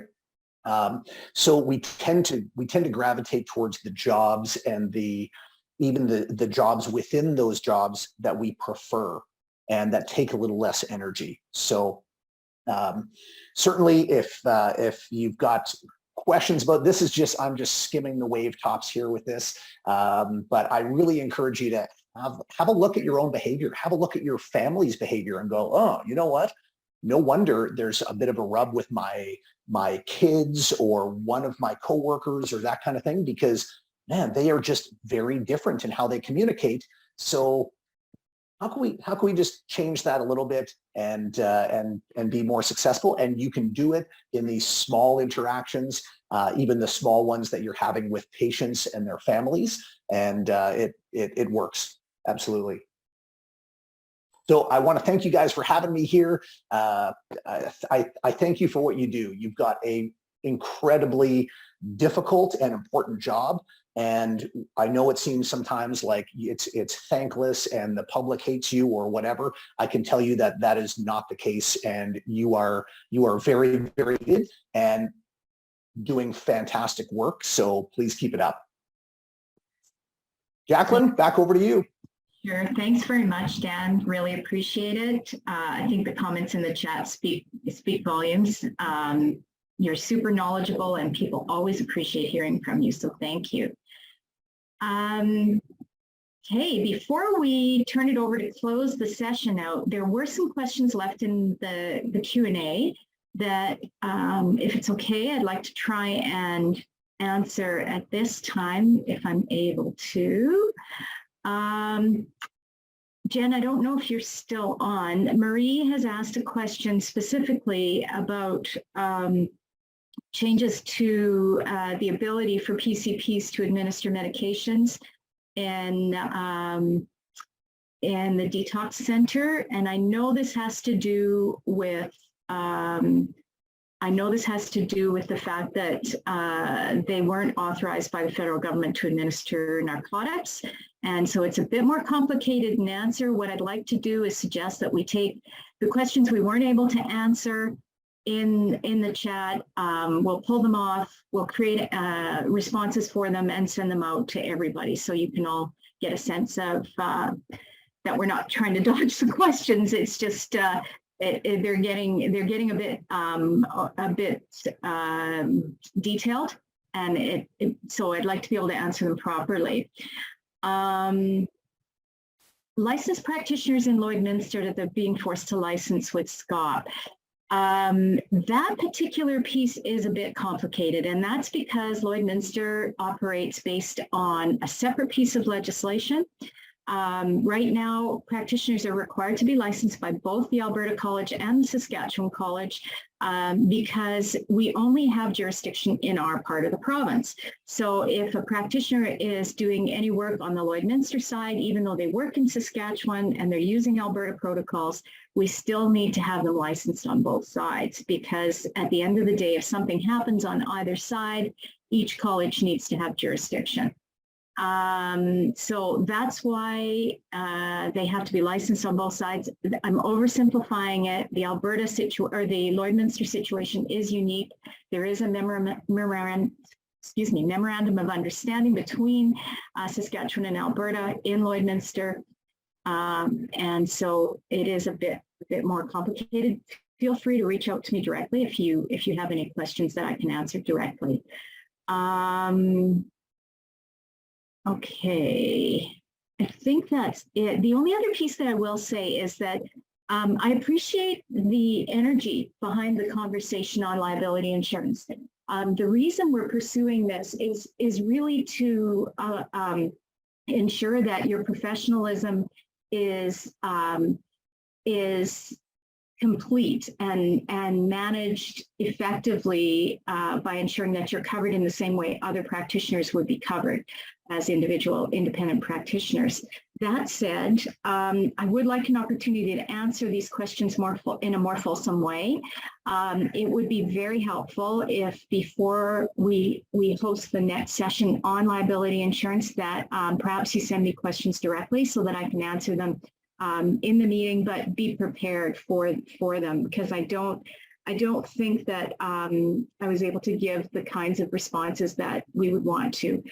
At the end of the day, our role and responsibility is to help you understand why this is important. If you feel at the end of everything that it's not something that you feel you can engage in, that's okay. That's why we have a voting process in place. But it is really important to the college that we try and move this forward. So we will schedule a special meeting to discuss the liability insurance piece. We'll probably allow a half an hour or 40 minutes for conversation, and then we will have a vote on the resolution again.